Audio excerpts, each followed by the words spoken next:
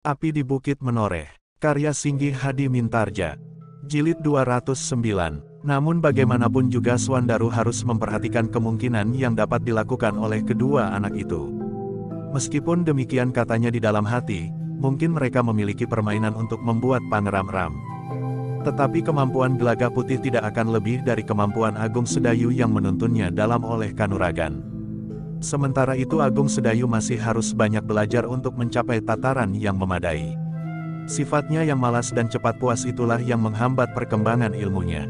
Kitab yang oleh guru diperkenankan untuk dipergunakan bergantian itu pun kadang-kadang tidak diambilnya pada saat-saat yang sudah menjadi haknya. Jika Kakang Agung Sedayu tidak mau merubah cara-cara yang dipergunakan untuk mengembangkan ilmunya, maka ia akan ketinggalan dari anak-anak yang tumbuh kemudian. Untuk beberapa saat Swandaru masih memperhatikan bekas sentuhan tongkat Raden Rangga itu. Tetapi baik Swandaru, maupun Pandanwangi, apalagi anak-anak muda Sangkal Putung, tidak dapat menebak apa yang telah terjadi. Namun bahwa 20 batang pohon lebih telah menjadi kering dan mati merupakan satu kenyataan yang mendebarkan. Marilah, berkata Swandaru kemudian kepada Pandanwangi, kita kembali ke Kademangan. Kita akan mencari jawab atas teka-teki ini. Jika perlu kita akan berbicara dengan guru tentang peristiwa ini. Pandanwangi mengangguk-angguk, namun ia pun kemudian bertanya, apakah Kakang akan menemui Kiai Gringsing dan minta petunjuk tentang batang-batang turi ini? Tidak, aku tidak akan mencari petunjuk kepada siapapun tentang batang-batang turi itu. Kita akan memecahkan sendiri, jawab Swandaru. Lalu apakah yang akan kita bicarakan dengan Kiai Gringsing? Bertanya Pandanwangi. Aku akan berbicara tentang Gelaga Putih, berkata Swandaru, apakah yang sebaiknya kita lakukan atas anak itu? Apakah kita akan pergi ke tanah perdikan Menoreh dan berbicara dengan Kakang Agung Sedayu, atau kita malahan akan menghadap Panembahan Senapati dan memberitahukan tingkah laku putranya di Kademangan Sangkal Putung? Pandanwangi menarik nafas dalam-dalam. Tetapi baginya, lebih baik Swandaru berbicara dengan Kiai Gringsing daripada ia langsung bertindak. Pandanwangi yakin bahwa Kiai Gringsing akan dapat mengendalikan suaminya untuk memilih langkah manakah yang paling baik dilakukan. Sejenak kemudian maka keduanya pun telah meninggalkan tempat itu tanpa dapat memecahkan teka-teki tentang pohon-pohon turi itu. Mereka tidak dapat membayangkan apakah yang sudah dilakukan oleh anak-anak muda itu, sehingga batang-batang turi itu menjadi bagaikan terbakar. Sepeninggal Swandaru dan Pandanwangi, masih banyak anak-anak muda yang berkerumun. Mereka sebenarnya menunggu penjelasan Swandaru, apakah yang sebenarnya telah terjadi. Tetapi agaknya Swandaru sendiri belum dapat memecahkan teka-teki itu. Di Kademangan, Swandaru telah mengulangi keinginannya untuk berbicara dengan Kiai Gringsing. Dan agaknya Swandaru bersungguh-sungguh dengan rencananya itu. Kita pergi ke Jati Anom sebentar, berkata Swandaru. Pandanwangi pun menyadari bahwa Jati Anom bukanlah jarak yang panjang. Karena itu maka mereka akan dapat menyisihkan waktu beberapa saat dan berpacu ke Jati Anom. Untuk apa sebenarnya kalian pergi ke Jati Anom? Bertanya Ki Demang ketika mereka minta diri. Tidak apa-apa ayah, jawab Swandaru, kami hanya ingin mendapat petunjuk apa yang sebaiknya harus kami lakukan atas tingkah laku Gelaga Putih dan Raden Rangga yang telah meninggalkan bekas dengan sangat tidak mapan. Apalagi bagi Gelaga Putih, karena aku adalah saudara seperguruan kakak sepupunya. Ki Demang menarik nafas dalam-dalam. Tetapi ia tidak mencegah anaknya. Seperti Pandanwangi ia berpikir, lebih baik Swandaru berbicara dengan Kiai Gringsing daripada ia dengan tergesa-gesa telah mengambil tindakan sendiri. Namun sebelum berangkat Swandaru telah memberikan beberapa pesan kepada para pemimpin pengawal Kademangan agar mereka berhati-hati. Peristiwa yang terjadi semalam mungkin masih akan mempunyai ekor. Tetapi aku tidak lama, aku akan segera kembali setelah aku berbicara dengan guru di Jati Anom, berkata Swandaru kepada para pemimpin pengawal. Kemudian kepada Ki Demang ia berkata, jika semua persiapan sudah selesai, biarlah mayat orang-orang yang terbunuh itu dikuburkan tanpa menunggu aku. Tetapi seperti yang aku katakan, Kademangan ini harus berjaga-jaga. Mungkin kawan-kawan akan menuntut balas. Kenapa kau justru pergi? Bertanya Ki Demang. Hanya sebentar, jawab Swandaru, begitu aku datang di Jati Anom, aku langsung kembali. Sebelum matahari turun, aku sudah berada di Kademangan ini kembali. Baiklah, kau harus benar-benar cepat kembali, berkata Ki Demang. Tetapi menurut perhitunganku, kawan-kawan tidak akan berani memasuki Kademangan ini lagi, berkata Swandaru. Mudah-mudahan, sahut Ki Demang. Demikianlah, Suandaru dan Pandan Wangi dengan diam-diam tanpa pengawal telah meninggalkan Sangkal Putung. Namun dalam keadaan yang gawat, keduanya telah bersiap dengan kelengkapan yang memadai. Pedang rangkap Pandan Wangi berada di lambungnya sebelah menyebelah, sementara Suandaru telah membelitkan cambuknya di lambung. 2 ekor kuda telah berpacu menuju ke Jati Anom.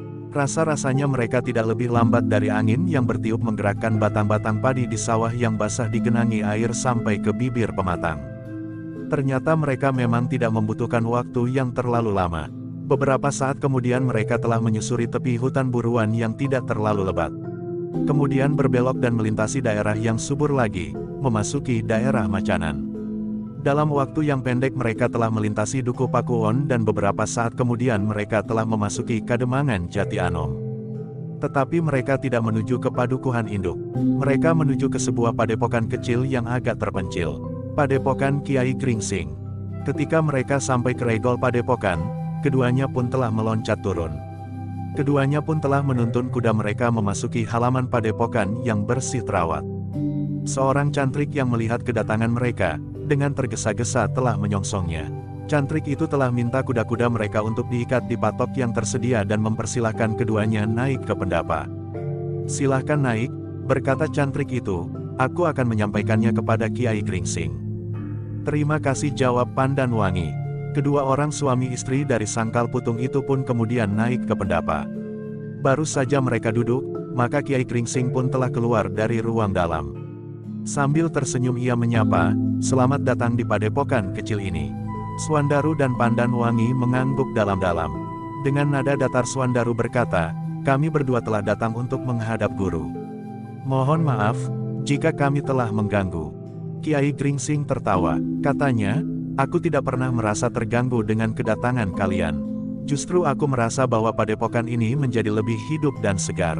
Kiai Gringsing yang kemudian duduk pula bersama Suandaru dan Pandan Wangi telah menanyakan juga keselamatan keluarga di Sangkal Putung. Baru kemudian Kiai Gringsing bertanya, "Apakah kalian berdua datang untuk sekedar menengok keselamatanku dan para cantrik di padepokan ini, atau kalian memang mempunyai keperluan yang khusus?" Suandaru menarik nafas dalam-dalam, katanya, "Guru, kami datang untuk menengok guru dan padepokan ini, yang sudah agak lama tidak aku lihat. Tetapi kecuali itu, kami juga mempunyai kepentingan yang lain yang akan kami sampaikan kepada guru." "Baiklah," berkata Kiai Gringsing, "jika kalian tidak tergesa-gesa biarlah nanti saja kalian menyampaikan kepentingan kalian. Kalian dapat beristirahat dan melihat-lihat padepokan yang sudah lama tidak kau lihat ini." "Maaf guru," berkata Suandaru, "aku tidak akan lama di sini. Di Sangkal Putung semalam telah terjadi satu keributan sehingga aku tidak boleh terlalu lama meninggalkannya." Oh, Kiai Gringsing mengangguk-angguk, "Jika demikian, baiklah. Tetapi biarlah kalian menunggu minuman panas yang sudah dibuat oleh para cantrik." Suandaru tidak menolak, mereka berdua tidak dapat segera menyampaikan persoalan mereka. Bahkan Kiai Gringsing telah berbicara tentang sawah yang ada di sekitar padepokan, yang digarap para cantrik dan menghasilkan padi yang baik. Sementara Pategalan pun memberikan beberapa jenis palawija dan buah-buahan. Namun ketika mereka sudah minum minuman panas dan sekedar makan makanan yang dihidangkan para cantrik, Suandaru itu pun berkata, "Guru, kami mohon untuk diizinkan menyampaikan persoalan yang kami bawa kemari. Persoalan yang kami anggap penting sehingga karena itu, maka kami telah meninggalkan Kademangan yang justru sedang dalam kesibukan." Kiai Gringsing menarik nafas dalam-dalam. Namun ia pun kemudian mengangguk-angguk sambil berkata, "Baiklah Suandaru. Katakanlah." Suandaru pun kemudian menceritakan apa yang telah terjadi di Kademangan Sangkal Putung. 4 orang terbunuh meskipun tidak ada kesengajaan untuk membunuh. Namun karena mereka memiliki ilmu yang tinggi, maka Suandaru dan Pandan Wangi tidak mempunyai pilihan lain atas mereka itu. Kiai Gringsing mengangguk-angguk. Dengan nada rendah ia berkata, "Membunuh seharusnya dilakukan jika memang tidak ada pilihan lain. Selama masih ada pilihan lain, maka membunuh bukannya cara yang terbaik untuk memecahkan persoalan." "Kami mengerti guru," jawab Suandaru, "yang kami hadapi memang sulit untuk menghindari pembunuhan itu, jika kami sendiri justru tidak mau terbunuh." Kiai Gringsing berdesis, "Ya Suandaru, itu termasuk tidak ada pilihan lain bagimu." "Ya guru," jawab Suandaru, "kami melakukannya setelah usaha kami menundukkan mereka tidak berhasil." Kiai Gringsing mengangguk-angguk pula, sementara itu Swandaru telah menceritakan pula kehadiran Gelagah Putih dan Raden Rangga di Kademangan Sangkal Putung. Oh, Kiai Gringsing mengangguk-angguk, jadi anak-anak itu singgah di Sangkal Putung. Ya Guru, jawab Swandaru, itulah yang paling penting yang ingin kami tanyakan kepada Guru. Tentang kedua orang anak itu, bertanya Kiai Gringsing. Ya, Guru, kami ingin bertanya pendapat Guru tentang anak-anak itu. Apakah yang sebaiknya aku lakukan? Raden Rangga adalah putra Panembahan Senopati, sedangkan Gelagah Putih adalah sepupu saudara seperguruanku, Agung Sedayu, sahut Swandaru. Jadi bagaimana dengan mereka? Bertanya Kiai Gringsing pula. Guru, berkata Swandaru, aku tidak senang bahwa mereka berdua telah melakukan tindakan yang menyinggung perasaan kami, para pengawal Sangkal Putung. Mereka menunjukkan satu perbuatan yang sangat sombong. Seakan-akan tidak ada orang lain yang mampu berbuat sebagaimana mereka lakukan. Ah, Kiai Gringsing berdesah, bukankah mereka hanya anak-anak saja? Anak-anak yang memang masih belum mempunyai pertimbangan yang baik atas tingkah laku mereka.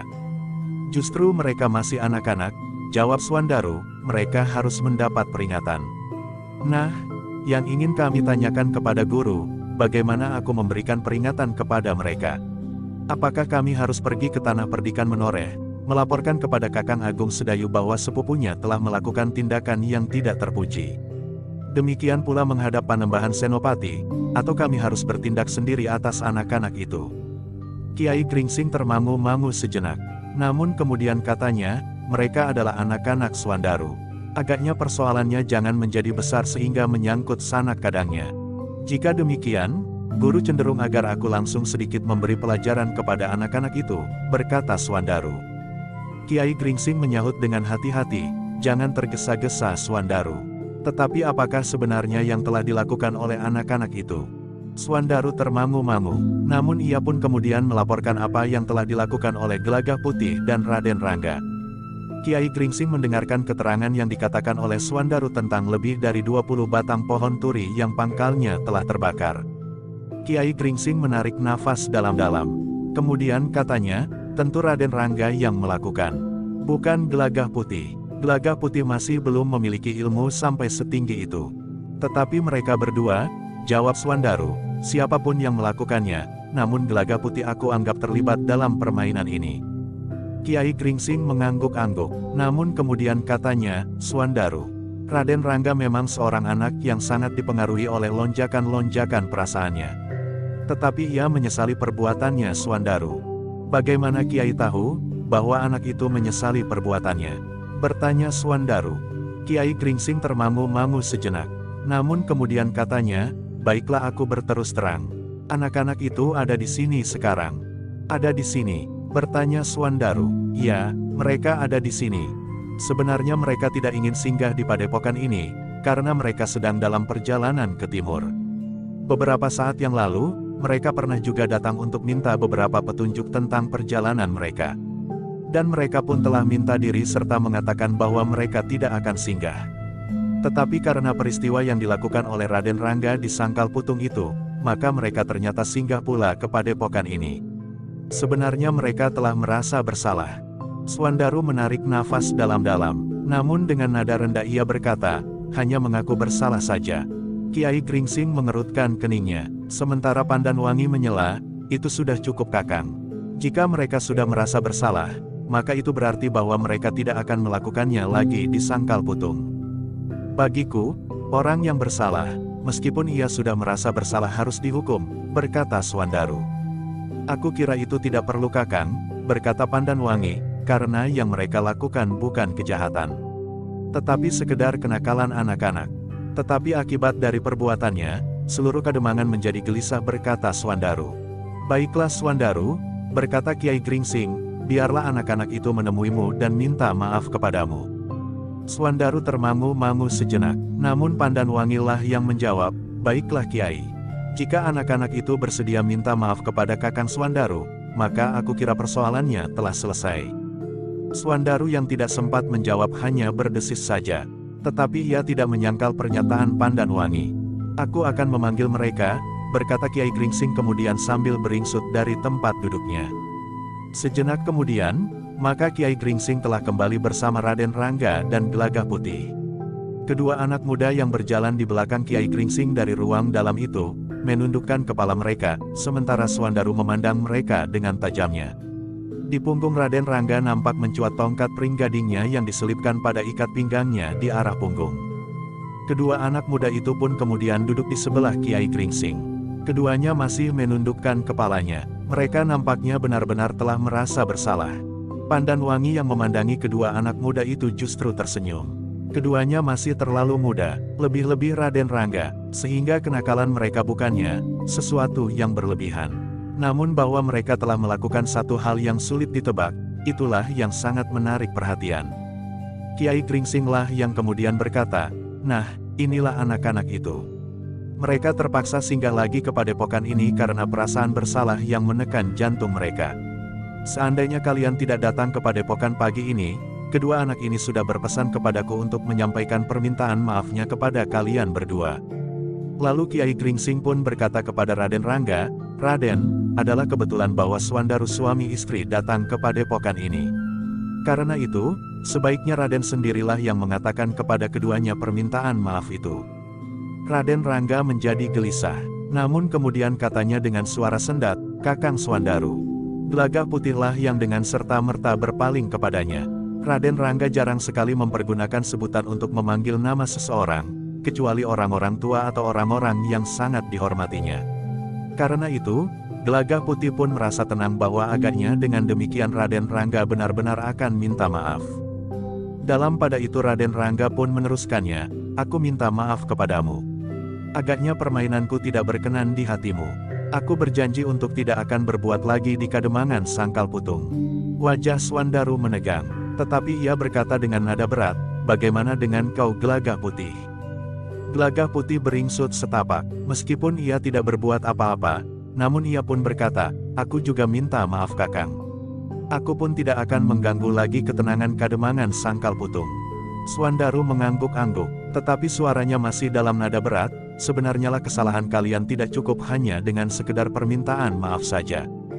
Kesalahan harus dihukum. Tetapi mengingat bahwa Raden Rangga adalah putra Panembahan Senapati dan Gelagah Putih adalah sepupu saudara seperguruanku, maka aku dapat memberikan maaf kepada kalian, tetapi kalian harus menjelaskan kepada orang-orang Sangkal Putung, apa yang telah kalian lakukan itu, sehingga orang-orang Sangkal Putung tidak selalu merasa gelisah karena perbuatan kalian itu." Raden Rangga mengerutkan keningnya, ia tidak mengerti apa yang harus dilakukan untuk menjelaskan apa yang sudah terjadi. Karena itu maka di luar sadarnya Raden Rangga berpaling ke arah Kiai Gringsing yang menarik nafas dalam-dalam. Namun Kiai Gringsing tanggap akan maksud Raden Rangga. Ia memerlukan bantuan untuk menjawab. Karena itu, maka Kiai Gringsing pun kemudian berkata, "Swandaru, permintaanmu agak sulit dilakukan oleh Raden Rangga. Bagaimana ia dapat menjelaskan apa yang sudah dilakukan? Mungkin Raden Rangga dapat mengatakan bahwa ia telah melakukannya tanpa maksud apa-apa. Tetapi sudah tentu tidak untuk melakukannya di hadapan orang-orang Sangkal Putung sekedar untuk menenteramkan hati mereka. Jika untuk menenangkan hati orang-orang Sangkal Putung Raden Rangga harus melakukannya lagi untuk membuktikan bahwa hal itu tidak perlu menggelisahkan mereka, maka Raden Rangga justru harus menyombongkan dirinya di hadapan banyak orang." "Tetapi Guru," berkata Swandaru, dengan melihat langsung, maka orang-orang Sangkal Putung tidak akan selalu terheran-heran, bahkan ketakutan bahwa hal yang tidak wajar telah terjadi. Kiai Gringsing menarik nafas dalam-dalam. Namun kemudian katanya, "Aku tidak sependapat dengan kau Swandaru. Kau sajalah yang mengatakan kepada orang-orang Sangkal Putung, bahwa Raden Rangga telah melakukannya tanpa maksud apa-apa dan bahwa Raden Rangga dan Gelagah Putih sudah minta maaf kepadamu. Kau pun tidak perlu menemui Agung Sedayu untuk melaporkan tingkah laku saudara sepupunya. Apalagi untuk menghadap Panembahan Senapati menyampaikan kenakalan putranya yang sudah mengakui kesalahan dan minta maaf kepadamu." Gelagah Putih menjadi tegang pula. Jika Swandaru memaksa Raden Rangga untuk datang lagi ke Sangkal Putung, maka yang dilakukannya mungkin akan berbeda. Sikap Raden Rangga pun mungkin akan berubah pula. Namun ternyata bahwa bukan saja Gelagah Putih yang menjadi berdebar-debar, tetapi juga Pandan Wangi. Ia kenal kekerasan hati suaminya, sehingga mungkin memang akan dapat timbul salah paham. Seandainya tidak dengan Panembahan Senapati mungkin dengan Agung Sedayu.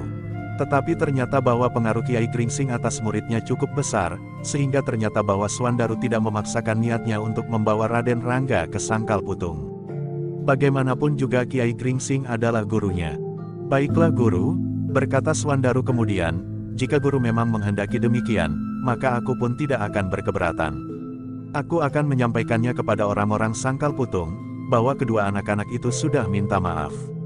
Sementara yang dilakukannya itu bukan sejenis ilmu sihir atau ilmu hitam yang lain meskipun aku tidak tahu, apa yang dapat aku katakan tentang bekas-bekas yang terdapat di batang pohon turi itu.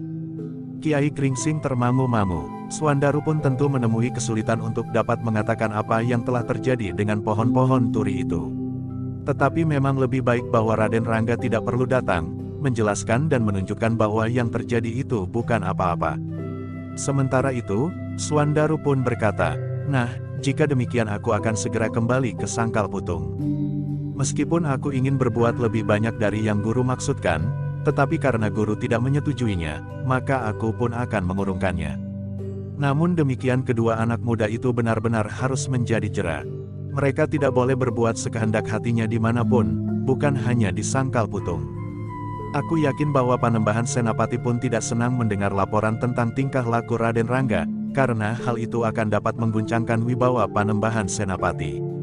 Juga tingkah laku Gelagah Putih pun tidak akan menyenangkan Kakang Agung Sedayu. Jika aku menyampaikan persoalan ini kepada Kakang Agung Sedayu, dan Kakang Agung Sedayu menjadi salah paham, maka Kakang Agung Sedayu tentu sudah keblinger. Aku mengerti. Suandaru potong Kiai Gringsing, kau benar. Akulah yang akan memberitahukannya bukan saja kepada Agung Sedayu yang mengasuhnya, tetapi juga kepada Ki Widura. Gelagah Putih memang harus mendapat peringatan.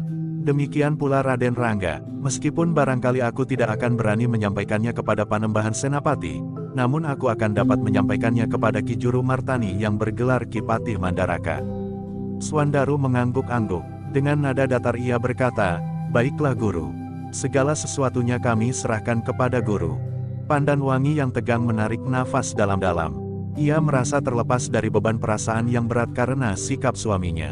Namun ketika Suandaru tidak lagi bersikap keras, maka rasa-rasanya ketegangan itu pun mulai menjadi lunak. Namun dalam pada itu, selagi keadaan mereda, tiba-tiba saja wajah Suandaru lah yang menjadi tegang. Bahkan kemudian dengan nada keras ia berkata, "Raden, aku sudah terlalu banyak mengalah. Sekarang agaknya Raden memang ingin menunjukkan bahwa Raden memiliki ilmu yang tidak terlawan. Namun jika memang demikian, Raden seharusnya mendapat sedikit pelajaran langsung di lapangan. Tidak hanya sekedar dilaporkan kepada Ki Patih Mandaraka atau Panembahan Senapati sekalipun." Raden Rangga terkejut, bahkan semua orang menjadi terkejut karenanya. Sehingga hampir di luar sadarnya Raden Rangga bertanya, "Aku kenapa?" Semua orang memandang Raden Rangga. Tetapi anak muda itu pun terheran-heran melihat sikap Suandaru yang memandanginya dengan sorot mata yang menyala. Sebaiknya Raden mengatakan terus terang, apakah Raden memang mencoba Suandaru geni? Bertanya Suandaru. Ketegangan yang sudah mereda itu tiba-tiba telah memanjat naik.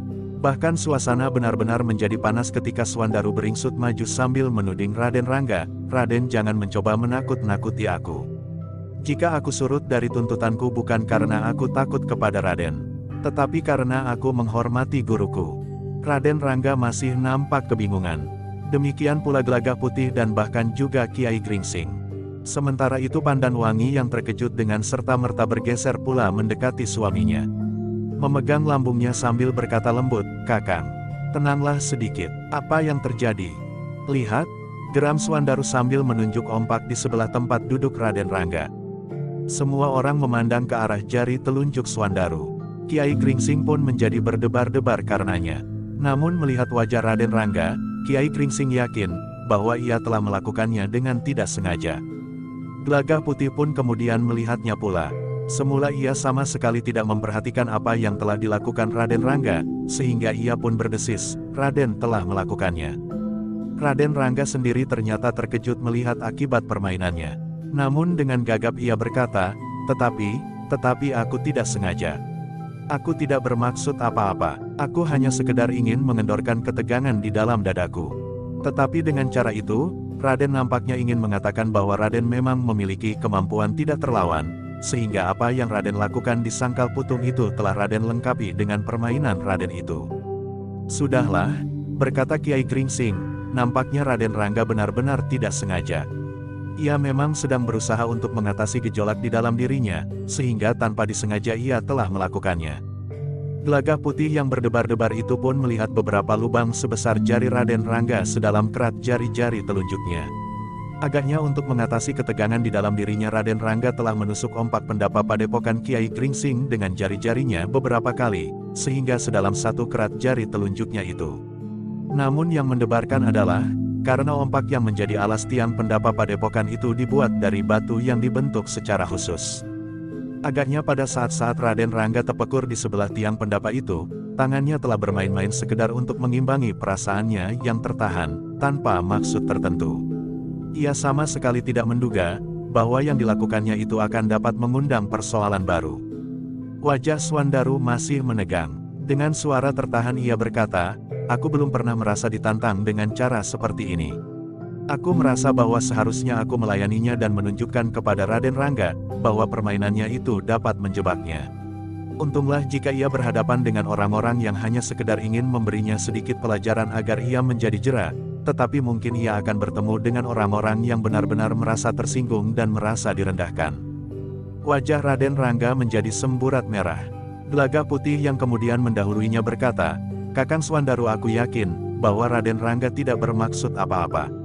Seperti yang dikatakan oleh Raden Rangga sendiri serta Kiai Gringsing, bahwa Raden Rangga sekedar ingin mengurangi ketegangan di dalam dirinya." "Sudahlah Kakang," berkata Pandanwangi, "jangan terlalu cepat dibakar oleh perasaanmu yang melonjak-lonjak itu. Mereka adalah anak-anak yang belum mampu membuat pertimbangan-pertimbangan yang jauh. Mereka adalah anak-anak yang masih dipengaruhi oleh gejolak perasaan mereka sesaat. Dan sebaiknya kita tidak menjadikan diri kita anak-anak pula. Aku ingin memberi mereka peringatan. Justru sikap seorang dewasa terhadap anak-anak," sahut Swandaru. "Kita serahkan saja semuanya kepada Kiai Gringsing," berkata Pandanwangi, "biarlah Kiai Gringsing memperlakukan mereka sebagaimana baiknya." Swandaru menarik nafas dalam-dalam, namun kemudian katanya, "Baiklah jika aku harus mengalah lagi. Aku masih dapat berpikir bening justru karena aku berada di hadapan guruku. Aku pun masih menghargai sangat tinggi orang-orang yang akan tersentuh karena peristiwa ini. Karena itu, selagi aku sempat menahan diri, biarlah aku mohon diri guru." "Baiklah Swandaru," berkata Kiai Gringsing, "baik-baiklah di jalan. Untuk selanjutnya berusahalah untuk menjelaskan persoalannya kepada orang-orang Sangkal Putung. Mereka tidak perlu gelisah, karena sebenarnya lah tidak terjadi apa-apa." Pandanwangi pun rasa-rasanya menjadi tergesa-gesa. Karena itu maka ia pun telah mohon diri pula, "Kami mohon doa restu, Kiai." "Kita akan bersama-sama berdoa," berkata Kiai Gringsing, "semoga hati kita selalu jernih karenanya." Demikianlah, maka sejenak kemudian Swandaru dan Pandanwangi telah turun ke halaman. Gelagah putih pun telah ikut menuruni tangga pula bersama Raden Rangga. Namun Gelagah putih yang berdebar-debar itu mendengar nafas Raden Rangga yang tertahan-tahan oleh gejolak perasaannya. Sementara itu Kiai Gringsing telah mengikuti Swandaru dan Pandanwangi melintasi halaman. Ternyata Pandanwangi sempat melambaikan tangannya kepada Gelagah putih dan Raden Rangga sambil berkata, "Marilah, lain kali singgah barang sejenak." "Terima kasih Mbokayu," jawab Gelagah putih sambil mengangguk. Meskipun agak dipaksakan, Raden Rangga pun telah mengangguk pula dengan hormatnya. Sejenak kemudian Swandaru dan Pandanwangi itu pun telah meloncat ke punggung kudanya. Setelah sekali lagi mereka mohon diri sambil mengangguk hormat, maka kedua ekor kuda itu pun telah berderap meninggalkan regol halaman padepokan kecil. Namun demikian derap kuda itu menjauh, maka tiba-tiba saja Raden Rangga telah meloncat ke halaman samping. Kedua tangannya pun tiba-tiba telah terayun ke arah segerumbul pohon perdu dalam tatanan hiasan halaman padepokan itu. Gelagah putih terkejut, tetapi itu sudah terjadi. Gerumbul perdu itu bagaikan meledak dan sekejap kemudian tinggal asap tipis mengepul ditiup angin dan debu kasar yang berhamburan. Raden Gelagah putih hampir berteriak, "Apa yang Raden lakukan?" Kiai Gringsing yang masih berada di regol pun terkejut. Ketika ia berpaling, ia melihat apa yang terjadi. Namun kemudian dengan nada rendah ia menyahut kata-kata Gelagah putih, "Biarlah Gelagah putih. Aku dapat mengerti." Ketegangan di dada Raden Rangga telah demikian menyesakkannya, sehingga ia memang perlu berbuat sesuatu. Ternyata pertimbangan nalar Raden Rangga masih tetap jernih, sehingga ia telah memilih sasaran yang tidak berbahaya. Raden Rangga berdiri tegak sambil menundukkan kepalanya. Terdengar suaranya rendah, "Maaf Kiai." "Tidak apa-apa Raden, aku mengerti. Gerumbul perdu itu akan dapat diganti dengan tanaman baru. Dalam waktu dekat, segalanya akan pulih kembali," sahut Kiai Gringsing. "Aku tidak dapat menahan perasaan yang bergejolak di dalam dadaku Kiai. Jika tidak ada Kiai di sini, mungkin aku tidak dapat mengekang diri lagi. Kiai adalah orang yang aku hormati sebagaimana aku menghormati Eyang Mandaraka, karena dari Eyang Mandaraka aku banyak mendengar tentang Kiai. Bahkan ayahanda pun menaruh hormat yang tinggi terhadap Kiai," desis Raden Rangga. "Sudahlah, marilah kita duduk kembali. Kita dapat berbicara dengan tenang dan tidak mencari kesalahan. Memang kita tidak boleh ingkar, bahwa benturan sifat dan watak dalam pergaulan itu akan dapat terjadi. Yang tidak menarik perhatian bagi seseorang mungkin merupakan persoalan yang dianggap penting bagi orang lain. Yang wajar terjadi dianggap telah menyinggung perasaan. Itulah sebabnya kita harus mengembangkan tenggang rasa di antara sesama, sehingga akan dapat mengurangi kemungkinan-kemungkinan sesama buruk yang dapat terjadi dalam sentuhan sifat dan watak seseorang," berkata Kiai Gringsing kemudian. Raden Rangga tidak menyahut, namun kemudian mereka pun telah dibawa naik ke pendapa dan kembali duduk bersama-sama. "Masih ada minuman dan makanan," berkata Kiai Gringsing. Sementara itu Gelagah Putih masih sempat memperhatikan ompak batu yang menjadi alas tiang di pendapa itu yang berlubang-lubang sedalam kerat jari. "Bukan main," berkata Gelagah Putih di dalam hatinya. Sementara itu, Swandaru dan Pandan Wangi telah berpacu meninggalkan padepokan Kiai Gringsing di Jati Anom. Meskipun mereka tidak dalam kecepatan sepenuhnya, namun kuda mereka berlari cepat melintasi jalan-jalan bulak. Namun jika mereka memasuki padukuhan-padukuhan, maka mereka terpaksa mengurangi kecepatan laju kuda mereka. Dalam pada itu, Swandaru sempat juga berkata, "Anak itu ternyata memang sombong sekali. Jika tidak ada guru, maka aku benar-benar ingin menghajarnya agar ia menjadi jera. Aku yakin, bahwa Panembahan Senapati tidak akan marah, atau jika ia marah, maka ia bukan seorang pemimpin yang baik, yang membiarkan anaknya berbuat sesuka hatinya, hanya karena ia anak seorang pemimpin. Aku kira Panembahan Senapati memang tidak menghendaki anaknya berbuat seperti itu Kakang," berkata Pandan Wangi. "Tetapi jika tidak ada orang yang berani mencegahnya, ia akan terus-menerus melakukannya," berkata Swandaru. "Namun lepas dari usaha untuk mencegahnya, anak itu memang memiliki sesuatu yang sulit dimengerti," berkata Pandan Wangi. "Kita memang akan menemui kesulitan. Bagaimana kita akan menjelaskan, bahwa sekitar 20 batang pohon turi telah terbakar tanpa mempergunakan api? Mungkin itu memang satu pengeram ram. Tetapi belum tentu dalam benturan ilmu yang sebenarnya ia akan mampu bertahan sepenginang," jawab Swandaru. "Memang mungkin," jawab Pandan Wangi, "tetapi bagi orang kebanyakan memang sulit dimengerti, bagaimana ia dapat melubangi batu ompak itu dengan jari-jarinya." Swandaru mengerutkan keningnya, namun kemudian ia menjawab, "Itulah yang dapat dilakukannya. Mungkin ia sudah merambah ke dalam lingkungan ilmu sihir atau bahkan ilmu hitam yang sekedar mampu membuat pengeram ram. Namun jika benar-benar dihadapi dengan sikap dan pribadi yang utuh, maka ilmu seperti itu tidak akan berarti apa-apa. Di hadapan orang yang berkepribadian kuat, ilmu sihir tidak akan dapat berlangsung dalam pengeterapannya." Pandan Wangi tidak menjawab lagi.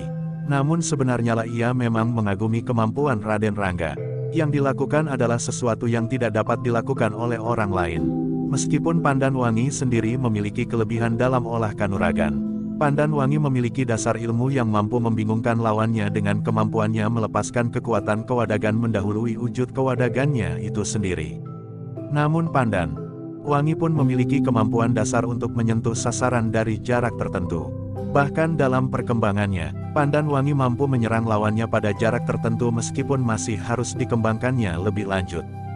Namun demikian ia tetap tidak dapat memecahkan teka-teki tentang pohon-pohon turi itu. Ia hanya dapat menduga, bahwa Raden Rangga mampu menghancurkan sasaran sebagaimana dapat dilakukan oleh orang-orang tua yang mereka kagumi. Tetapi dengan demikian, maka sebenarnya lah bahwa Swandaru pun harus menilai kemampuan anak yang masih terlalu muda itu.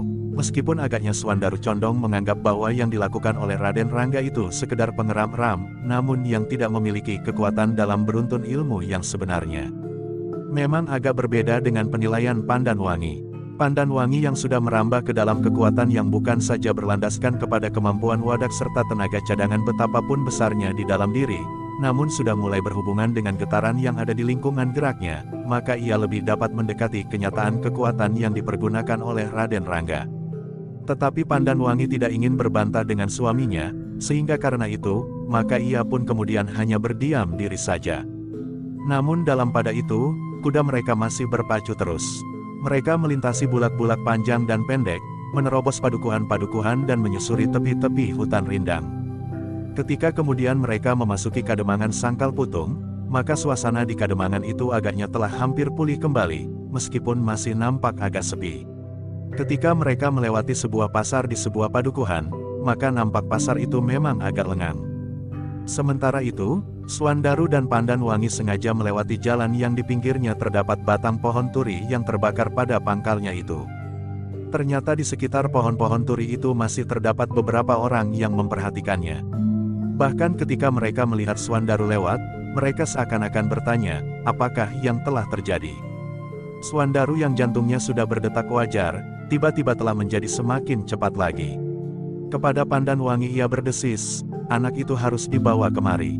Ialah yang harus menjelaskan apa yang telah terjadi. Permainan sihirnya itu pun harus dikatakannya kepada orang-orang itu. Pandan Wangi menarik nafas dalam-dalam. Namun kemudian ia pun berkata, Kakang, sebaiknya orang-orang itu diminta untuk meninggalkan pohon turi yang menjadi layu dan kering itu. Tidak ada apa-apa yang terjadi. Memang mungkin satu hal yang ganjil, tetapi tidak untuk direnungi dan dipikirkan. Swandaru menggeretakkan giginya, namun ia pun kemudian mendekat sambil bicara kepada orang-orang yang berkerumun itu. Aku sudah berhasil menyusul orang yang melakukan permainan sihir ini. Orang itu sudah minta maaf kepadaku. Ia sudah berjanji untuk tidak mengulangi lagi permainan yang kotor ini. Orang itu memang mengira bahwa tidak ada orang yang berani menghalangi tingkah lakunya. Namun ternyata bahwa orang itu tidak lebih dari seorang pembual yang hanya sekedar berbekal kemampuan sihir itu saja tanpa kemampuan untuk menyambung ilmu kanuragan. Orang-orang Sangkal Putung itu mengangguk-angguk. Mereka memang tidak bertanya sesuatu. Mereka memang percaya bahwa Swandaru telah berhasil menemukan orang itu dan memaksanya untuk minta maaf, karena orang-orang Sangkal Putung yakin akan kemampuan Swandaru. Namun demikian mereka tetap merasa heran tentang apa yang telah terjadi atas batang pohon-pohon turi yang jumlahnya lebih dari 20 batang pohon itu. Dalam pada itu, selagi orang-orang Sangkal Putung itu masih termangu-mangu, maka Swandaru pun berkata, sudahlah. Tinggalkan tempat ini, tidak ada yang perlu mendapat perhatian berlebih-lebihan. Besuk pohon-pohon turi yang layu dan kering itu akan ditebang dan diganti dengan pohon yang baru. Dengan demikian maka orang-orang Sangkal Putung itu pun kemudian telah meninggalkan tempat itu. Swandaru dan Pandan Wangi masih berada di tempat itu beberapa saat lamanya. Baru kemudian mereka pun telah meninggalkan tempat itu pula, langsung menuju ke pedukuhan induk.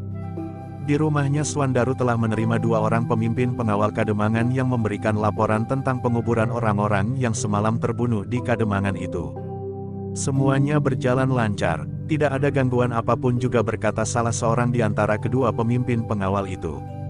Syukurlah, berkata Swandaru yang kemudian juga menceritakan bahwa ia telah berhasil menemui orang yang melakukan permainan ugal-ugalan pada batang pohon turi itu dan memaksanya untuk minta maaf. Sampaikan kepada para pengawal, berkata Swandaru, mereka tidak usah gelisah. Demikian pula orang-orang lain yang melakukan itu sama sekali tidak ada hubungannya dengan keempat orang yang terbunuh itu. Bahkan seandainya ada, maka orang itu pun agaknya tidak akan mampu melakukan apapun lagi sekarang sebagaimana yang 4 orang itu. Para pengawal itu mengangguk-angguk.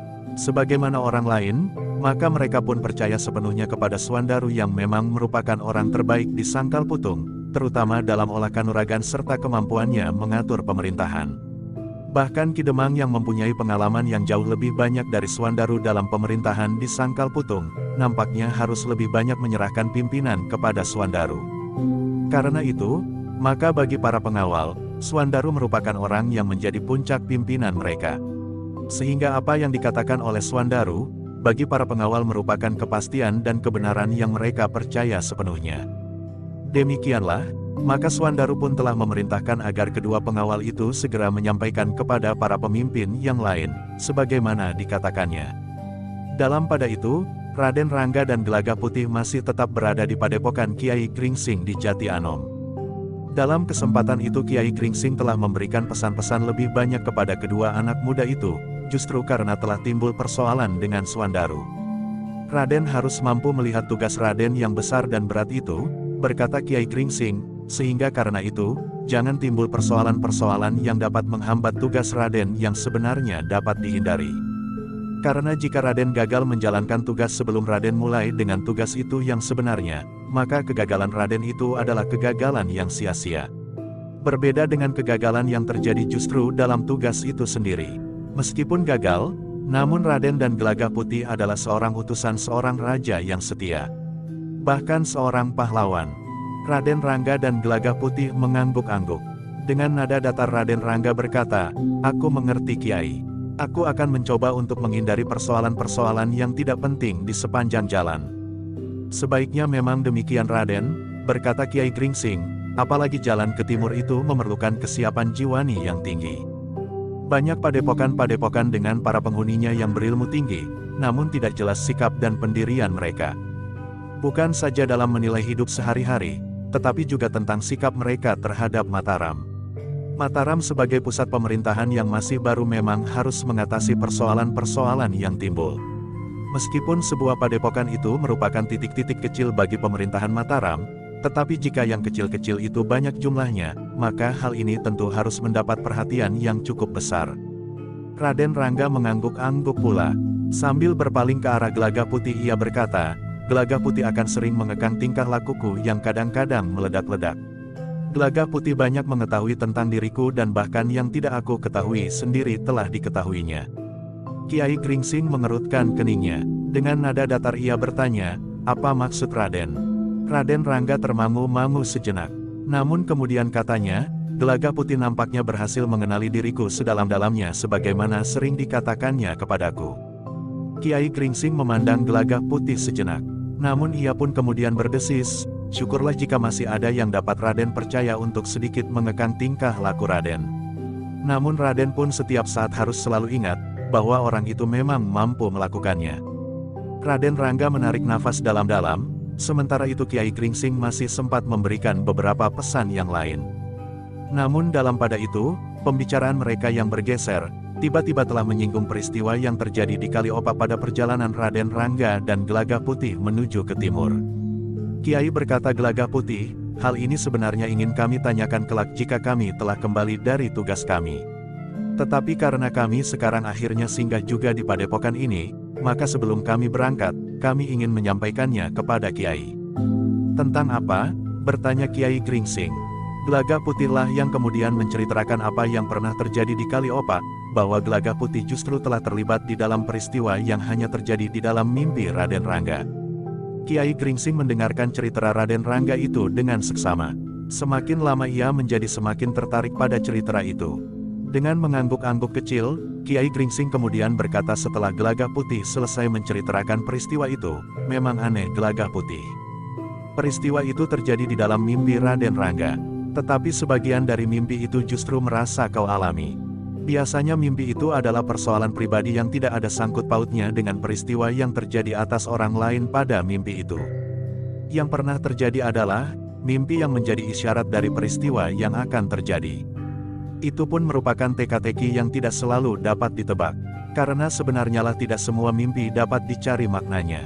Kiai Gringsing berhenti sejenak, lalu katanya pula, "Namun yang terjadi atas kalian ternyata terlalu asing. Mimpi itu dialami oleh Raden Rangga dalam tidurnya, sehingga tidak terjadi sesuatu di luar diri Raden Rangga. Namun Gelagah Putih itu justru merasa mengalami sesuatu sebagaimana peristiwa yang terjadi di dalam mimpi Raden Rangga meskipun tidak lengkap." "Ya Kiai," sahut Gelagah Putih, "itulah yang telah terjadi." Kiai Gringsing termangu-mangu sejenak. Namun kemudian katanya, "Tentu tidak seorang pun yang tahu dengan pasti Gelagah Putih. Bahkan Ki Waskita pun akan ragu-ragu mengurainya. Ki Waskita yang memiliki pengetahuan menangkap isyarat bagi masa depan dan kemudian mencari arti itu pun tidak selalu dapat dilakukan dengan tepat. Demikian juga agaknya tentang peristiwa ini seandainya kalian dapat bertemu dengan Ki Waskita." Gelagah Putih mengangguk-angguk, namun katanya, "Mungkin pada suatu saat, kami ingin bertemu dengan Ki Waskita." Namun sementara ini barangkali Kiai dapat memberikan setidak-tidaknya pendapat Kiai tentang hal ini. Kiai Gringsing mengangguk-angguk. Katanya, satu pendapat belum tentu mengandung kebenaran. Karena itu, pendapatku pun belum tentu mengandung kebenaran. Karena itu, pendapatku pun belum tentu mengandung kebenaran itu. Meskipun demikian, barangkali aku dapat menduga apa yang telah terjadi dengan kalian berdua. Raden Rangga menarik nafas dalam-dalam, sementara Gelagah Putih telah beringsut mendekat.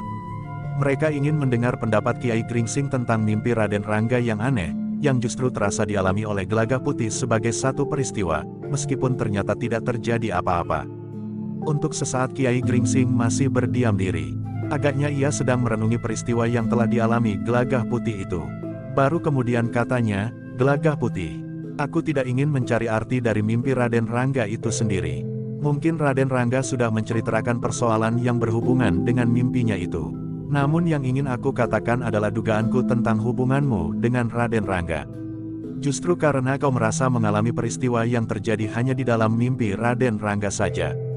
Gelagah Putih dan Raden Rangga menundukkan kepalanya. Sementara itu Kiai Gringsing berkata selanjutnya, "Anak-anak muda, menurut rabaanku, maka ternyata setelah bergaul sekian lama, berlatih bersama, meresapi ilmu bersama dan bahkan mengalami pengalaman bersama, maka pribadi kalian telah bertaut. Tanpa kalian sadari, maka kalian seakan-akan telah menyatu. Apa yang terjadi dan dialami oleh yang satu, maka yang lain pun akan ikut merasa mengalaminya meskipun tidak wantah. Bahkan peristiwa dalam mimpi pun telah terbagi. Getaran pribadi Raden Rangga yang telah menggetarkan pribadi Gelagah Putih telah melukiskan peristiwa di dalam mimpi itu. Mudahnya pribadi Gelagah Putih dan Raden Rangga mirip dengan dua lempeng perunggu yang sama tebalnya, sama mampatnya, sehingga jika yang satu bergetar maka yang lain pun akan ikut bergetar pula dengan sendirinya, meskipun tidak menimbulkan bunyi yang sama kerasnya, tetapi sama nadanya. Tetapi tidak semua peristiwa kita alami bersama Kiai. Kadang-kadang aku tidak mengerti apa yang dikehendaki oleh Raden Rangga dan sebaliknya. Bahkan mimpi-mimpi yang lain pun tidak kita alami bersama," berkata Gelagah Putih. "Sudah tentu Gelagah Putih," jawab Kiai Gringsing, "dua lempeng perunggu itu pun tidak selalu bergetar jika yang lain digetarkan. Hanya nada-nada yang tajam dan cukup keras sajalah yang mampu menggetarkan yang lain. Demikian pula kalian, hanya yang terpenting sajalah yang dapat kalian alami bersama. Hal itu juga terpengaruh karena kalian merambah ke dalam perluasan ilmu yang sama meskipun kalian mempunyai landasan yang berbeda. Pengaruh getar itu akan semakin terasa apabila masing-masing melakukan dengan sengaja." Gelagah Putih dan Raden Rangga mengangguk-angguk. Mereka tidak dapat mengerti seluruhnya apa yang dikatakan oleh Kiai Gringsing, tetapi mereka mampu mengerti apa yang dimaksudkan. Sehingga dengan demikian serba sedikit mereka pun mengerti apa yang sebenarnya telah terjadi. "Kalau aku boleh berterus terang," berkata Kiai Gringsing, "hal ini akan sangat menguntungkan Gelagah Putih. Sekali lagi aku katakan, bahwa dugaanku tidak harus benar." Kiai Gringsing itu pun berhenti sejenak. Sementara itu Raden Rangga bertanya, "Kenapa menguntungkan Gelagah Putih Kiai? Apa yang bergetar pada pribadi Raden bergetar pula pada pribadi Gelagah Putih? Yang tidak disengaja itu pun telah terjadi. Yang disengaja pun akan dapat terjadi pula. Semakin keras sumbernya bergetar maka yang lain pun akan bergetar semakin keras pula meskipun tidak akan dapat menyamai sumbernya. Apa yang didapat oleh pribadi yang lain jika pribadi itu telah ikut pula bergetar?" bertanya Gelagah Putih. "Satu pengalaman," jawab Kiai Gringsing, "pengalaman adalah suatu yang mahal harganya." Gelagah Putih mengangguk-angguk. Demikian pula dengan Raden Rangga. Mereka mengerti bahwa dengan demikian mereka akan dapat membagi pengalaman jiwani mereka dalam keadaan tertentu. Namun seperti yang dikatakan oleh Kiai Gringsing, tentu tidak seluruhnya yang disebut itu tepat sebagaimana terjadi atas kedua pribadi anak-anak muda itu. Bahkan, dengan nada rendah Gelagah Putih bertanya, "Kiai, apakah dengan demikian berarti bahwa pribadi yang satu adalah sekedar bayangan dari pribadi yang lain?" "Tidak," jawab Kiai Gringsing, "masing-masing pribadi berdiri sendiri-sendiri. Namun ternyata bahwa pribadi yang berdiri sendiri-sendiri itu memiliki kemungkinan untuk saling mempengaruhi bila satu di antaranya bergetar. Yang manapun, apalagi apabila dengan sengaja mempersiapkan diri untuk menerima pengaruh itu, maka getarnya pun akan menjadi lebih jelas dan lebih keras." Kedua anak muda itu mengangguk-angguk. Dengan nada dalam Raden Rangga berkata, aku dapat menangkapnya Kiai, meskipun ada beberapa hal yang masih agak kabur. Baiklah Raden, nanti pada saatnya, Raden dan Gelaga Putih akan memahaminya, berkata Kiai Gringsing selanjutnya, bahkan jika ada yang sisip dari kebenaran, kalian berdua akan dapat mencari bagaimana seharusnya. Gelaga Putih menarik nafas dalam-dalam. Kemudian katanya, Kiai, petunjuk Kiai akan menjadi bekal kami. Kami akan mencari makna dari peristiwa itu berlandaskan kepada keterangan Kiai. Jika ada yang sisip, kami akan berusaha untuk mencari sebagaimana Kiai katakan. Kami mohon doa restu Kiai agar kami pada saatnya dapat menemukannya. Berdoalah anak-anak muda, seharusnya kalian mohon petunjuk kepada Yang Maha Agung. Dari sumber itulah kalian akan dapat melihat dengan hati yang terang dan bening, berkata Kiai Gringsing. Gelaga Putih menarik nafas dalam-dalam. Sementara itu Kiai Gringsing pun berkata, dengan petunjuknya pula kalian akan memberikan arti dari kurnia yang telah kalian terima itu serta yang masih akan dilimpahkan kepada kalian. Ya Kiai, berkata Raden Rangga dengan suara yang dalam, kami memang harus selalu memandang kepadanya. Dan kami pun sadar, bahwa kami tidak akan mampu mengerti semua kehendaknya. Nah, anak-anak muda, yang bakal datang adalah tugas yang akan kalian masuki. Berhati-hatilah kalian dalam tugas yang berat itu, berkata Kiai Gringsing kemudian. Namun demikian Kiai Gringsing telah minta kedua anak muda itu untuk bermalam lagi di padepokannya. Baru di hari berikutnya, pagi-pagi benar keduanya telah siap meninggalkan padepokan Kiai Gringsing, melanjutkan perjalanan mereka yang masih panjang. Di regol padepokan itu Raden Rangga pun telah berdesis, Kiai, aku telah memperhatikan semuanya yang ada di padepokan ini. Semuanya memberikan arti, baik kegunaannya, hasilnya yang dapat dipetik atau memberikan keaslian. Aku sekali lagi mohon maaf, bahwa aku telah merusakkan taman karena gejolak perasaanku yang tidak terkendali. Dalam waktu singkat, semuanya akan pulih kembali, berkata Kiai Gringsing. Namun aku tidak tahu, apakah aku masih sempat untuk menyaksikan lagi, berkata Raden Rangga. Ah, jangan berkata begitu Raden, potong Gelaga Putih. Jika kita kembali nanti dari tugas kita akan singgah di padepokan ini. Raden Rangga memandang Gelaga Putih sambil tersenyum. Meskipun ia tidak mengatakan sesuatu, tetapi Gelaga Putih merasa bahwa Raden Rangga mengerti kecemasan yang sebenarnya juga ada di dalam hati Gelaga Putih, karena semua isyarat yang pernah diterima Raden Rangga pernah dikatakannya kepada Gelaga Putih. Namun Gelaga Putih masih berkata pula, kita akan melakukan perjalanan sambil berdoa. Kita memang dapat berusaha Gelaga Putih, berkata Raden Rangga, tetapi segalanya tergantung kepada Yang Maha Agung itu pula. Gelaga Putih menarik nafas dalam-dalam. Tetapi terdengar ia bergumam, memang kehendaknya lah yang berlaku. Kiai Gringsing mengangguk-angguk kecil. Katanya, ternyata kalian benar-benar telah bersiap lahir dan batin. Berangkatlah, apa yang terjadi memang akan terjadi. Hadapi semuanya dengan wajah tengadah, karena kalian memang sedang mengemban tugas. Raden Rangga memandang Kiai Gringsing dengan tatapan mata yang tajam, seolah-olah ingin melihat isi jantungnya. Sementara itu Kiai Gringsing berkata kepadanya, selamat jalan anak-anak muda. Kedua anak muda itu mengangguk hormat. Mereka pun kemudian meninggalkan padepokan itu dengan darah yang terasa menjadi semakin hangat. Beberapa saat kemudian, ketika mereka melintasi sawah Y6 nanogram digarap oleh para cantrik padepokan, mereka sempat minta diri pula kepada beberapa orang cantrik yang sedang bekerja di sawah. Ternyata bahwa para cantrik itu telah bekerja keras untuk memenuhi kebutuhan mereka. Namun kerja itu nampak pada hasil yang mereka peroleh. Sawah mereka nampak subur dan tanamannya pun tumbuh dengan segarnya. Bahkan di pategalan pohon buah-buahan memberikan buahnya yang lebat. Sementara tanaman palawija pun memberi hasil yang bahkan terlalu banyak. Demikianlah, maka akhirnya anak-anak muda itu pun telah keluar dari Jati Anom.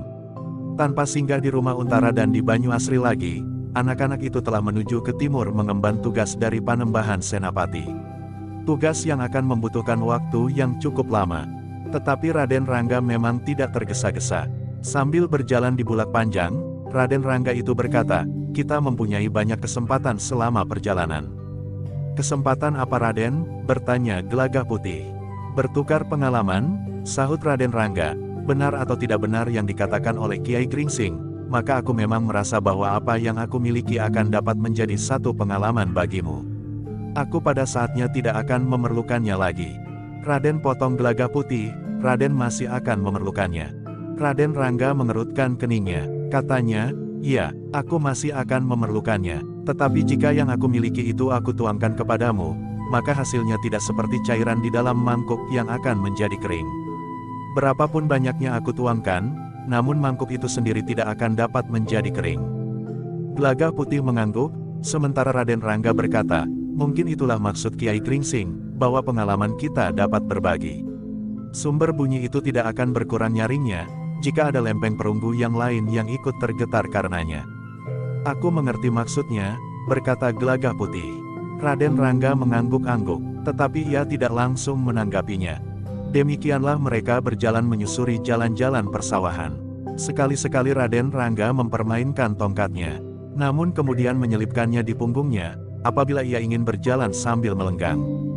Beberapa padukuhan telah mereka lewati, sementara itu tidak ada hambatan apapun yang mereka jumpai. Namun demikian Raden Rangga itu pun berkata, "Gelagah Putih, seperti dikatakan Kiai Kringsing, kita akan melalui jalur jalan yang mungkin sangat berbahaya. Banyak padepokan yang tidak mengakui kuasa Mataram dan bahkan jalur ini agaknya merupakan jalur jalan kembali dari orang-orang yang telah gagal untuk menyingkirkan Panembahan Senapati dan mengacaukan Mataram dari pusat pemerintahannya." Gelagah Putih mengangguk-angguk. Dengan nada datar ia berkata, "Dengan demikian kita memang harus sangat berhati-hati. Kita akan berusaha sejauh mungkin menghindari persoalan-persoalan dengan mereka, agar perjalanan kita tidak justru terlalu lama terhambat. Apalagi jika kita justru mengalami kegagalan sebelum kita melakukan tugas pokok kita." Raden Rangga mengangguk-angguk, sementara Gelagah Putih berkata, "Seperti orang-orang yang menginginkan kudaku pemberian Raden itu. Ternyata mereka telah terjerat ke dalam persoalan yang justru bukan tugas mereka dan bahkan merugikan tugas itu sendiri." Raden Rangga menarik nafas dalam-dalam. Dipandanginya jalan yang terbentang di hadapannya. Jalan yang panjang sekali, namun tiba-tiba saja ia berkata, "Gelagah Putih, kita memang tidak akan mencari persoalan. Tetapi jika persoalan itu datang dan mendesak kita pada suatu keadaan yang tidak mungkin dihindari, maka kita tidak mempunyai pilihan lain. Selain itu, tiba-tiba saja timbul satu keinginan padaku untuk menempur laku di saat-saat terakhir ini dengan tapang rame." "Apa maksud Raden?" bertanya Gelagah Putih. "Kesempatanku tinggal sedikit Gelagah Putih. Untuk memberikan warna terakhir dari kehadiranku yang tidak panjang ini, maka aku akan menempur laku seperti yang aku katakan. Tapang rame adalah salah satu jenis dari beberapa macam laku bertapa yang paling baik bagiku. Jika kita bertapa di tempat terasing, maka yang terjadi itu adalah persoalan kita yang sangat pribadi. Kita sendiri, tanpa melibatkan orang lain. Tetapi tapang rame, lain. Tapang rame adalah satu laku untuk menyatakan cinta kita kepada sesama. Dalam laku itu, maka seseorang harus bersedia memberikan pertolongan apapun juga kepada orang lain yang memerlukannya. Dengan demikian laku yang kita tempuh tidak mengasingkan kita dari kehidupan, tetapi justru memberikan bentuk pada hubungan kita dengan sesama.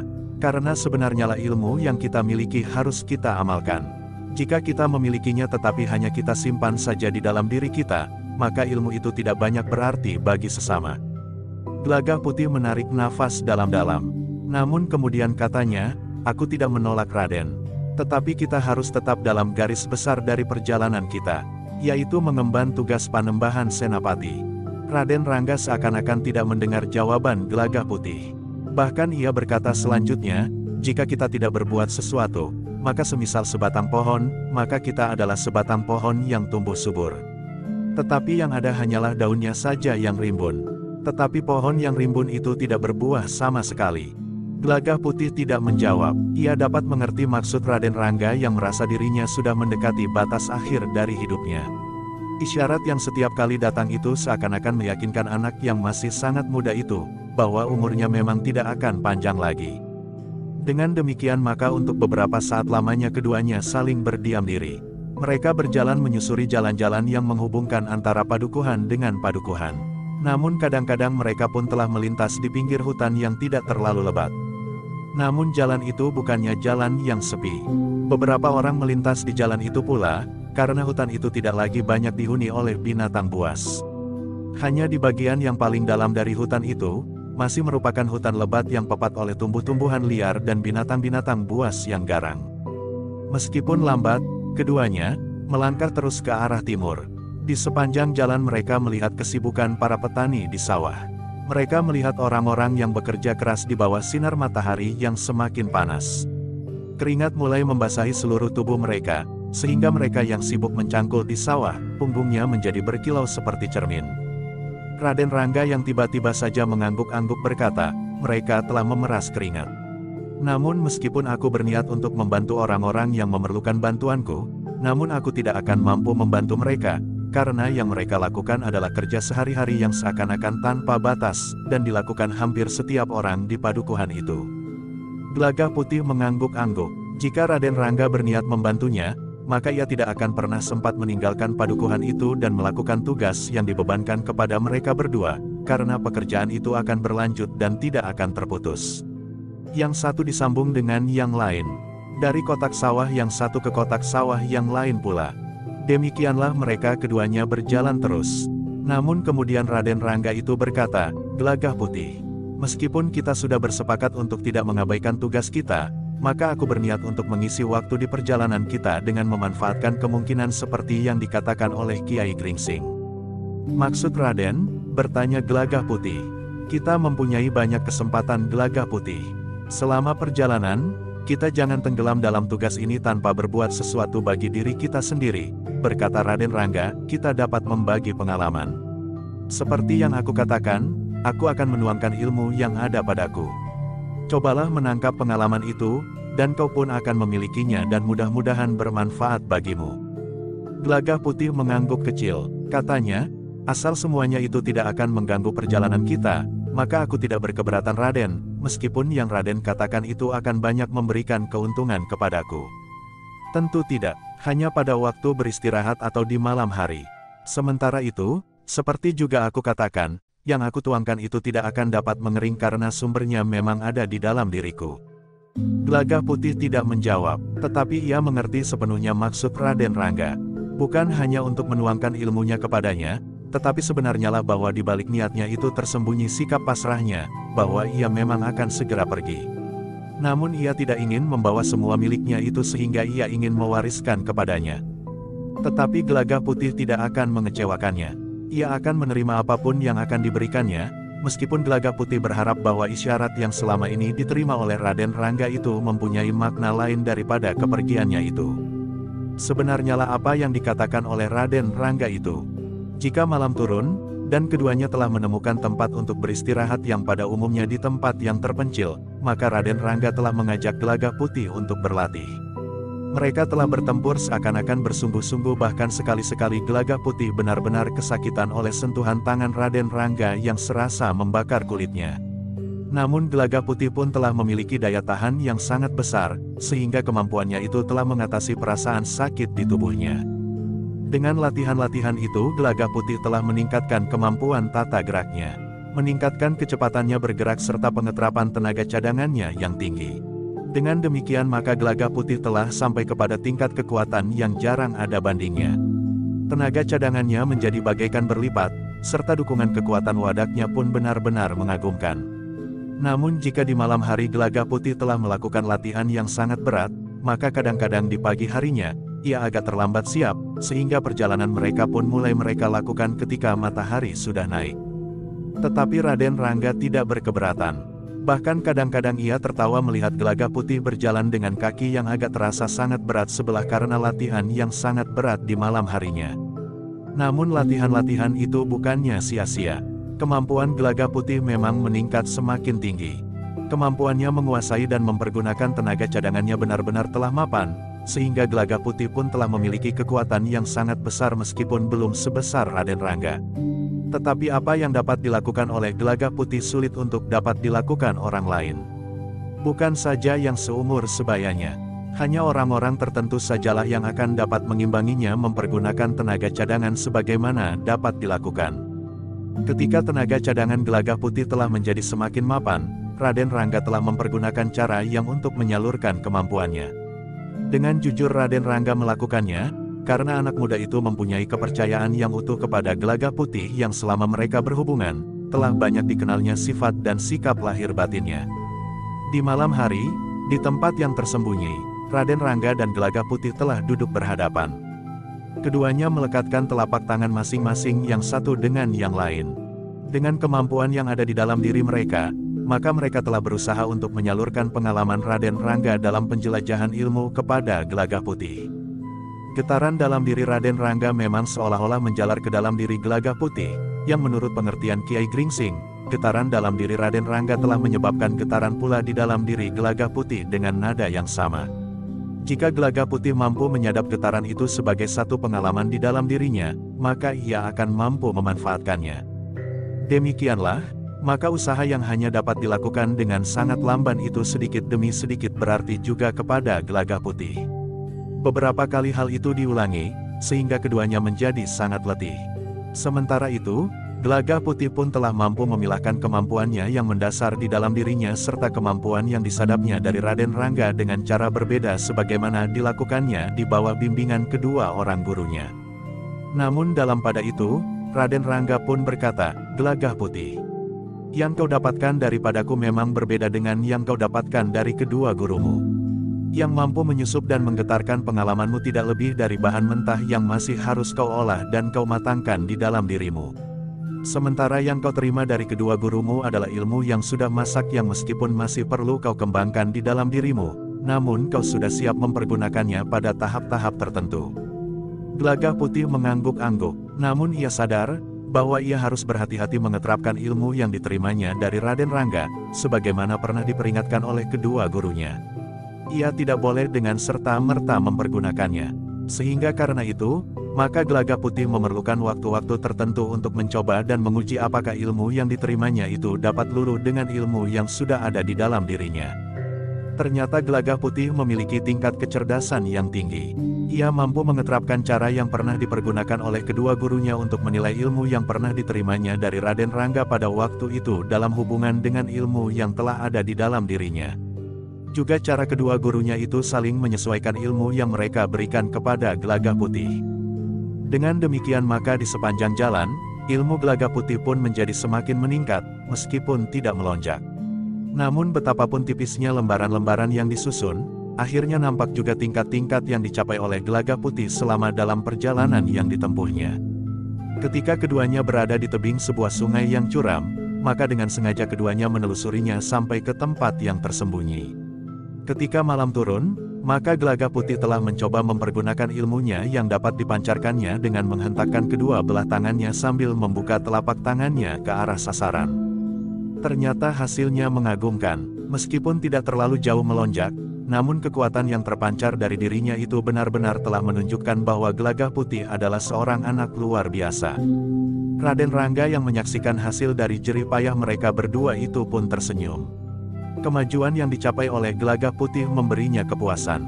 Dengan demikian maka kawannya memasuki daerah yang gawat adalah seorang yang berilmu tinggi. Namun kepuasan yang lain dari Raden Rangga adalah bahwa ilmunya tidak akan terbawa tanpa bekas jika saat itu benar-benar akan tiba. Seseorang akan tetap mengenangnya, karena di dalam diri orang itu tersimpan ilmu yang disadap daripadanya. Orang itu adalah Gelagah Putih. Demikianlah, dalam perjalanan berikutnya, kemampuan dan ilmu Gelagah Putih pun menjadi semakin bertambah-tambah.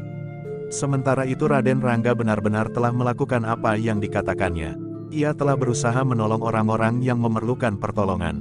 Bukan saja karena persoalan-persoalan yang besar, tetapi juga dalam persoalan-persoalan yang kecil. Raden Rangga telah berlari-lari mengejar seekor lembu yang terlepas ketika seorang petani yang sudah agak tua menuntunnya untuk dipekerjakan di sawah. Orang tua itu dengan nafas terengah-engah berusaha untuk menangkap lembunya. Tetapi lembu itu justru semakin lama menjadi semakin jauh. Dengan kemampuannya yang melampaui orang kebanyakan Raden Rangga berhasil menangkap lembu itu dan menyerahkannya kepada petani tua itu. "Terima kasih anak muda," berkata petani tua itu. Raden Rangga tertawa sambil menyahut, "Hati-hatilah kakek. Lembu jantan ini mampu berlari lebih cepat dari kemampuan berlari kakek, sehingga tanpa bantuan orang lain kakek akan mengalami kesulitan." "Ya, Younger, terima kasih," jawab kakek itu yang kemudian mempersilahkan Raden Rangga singgah.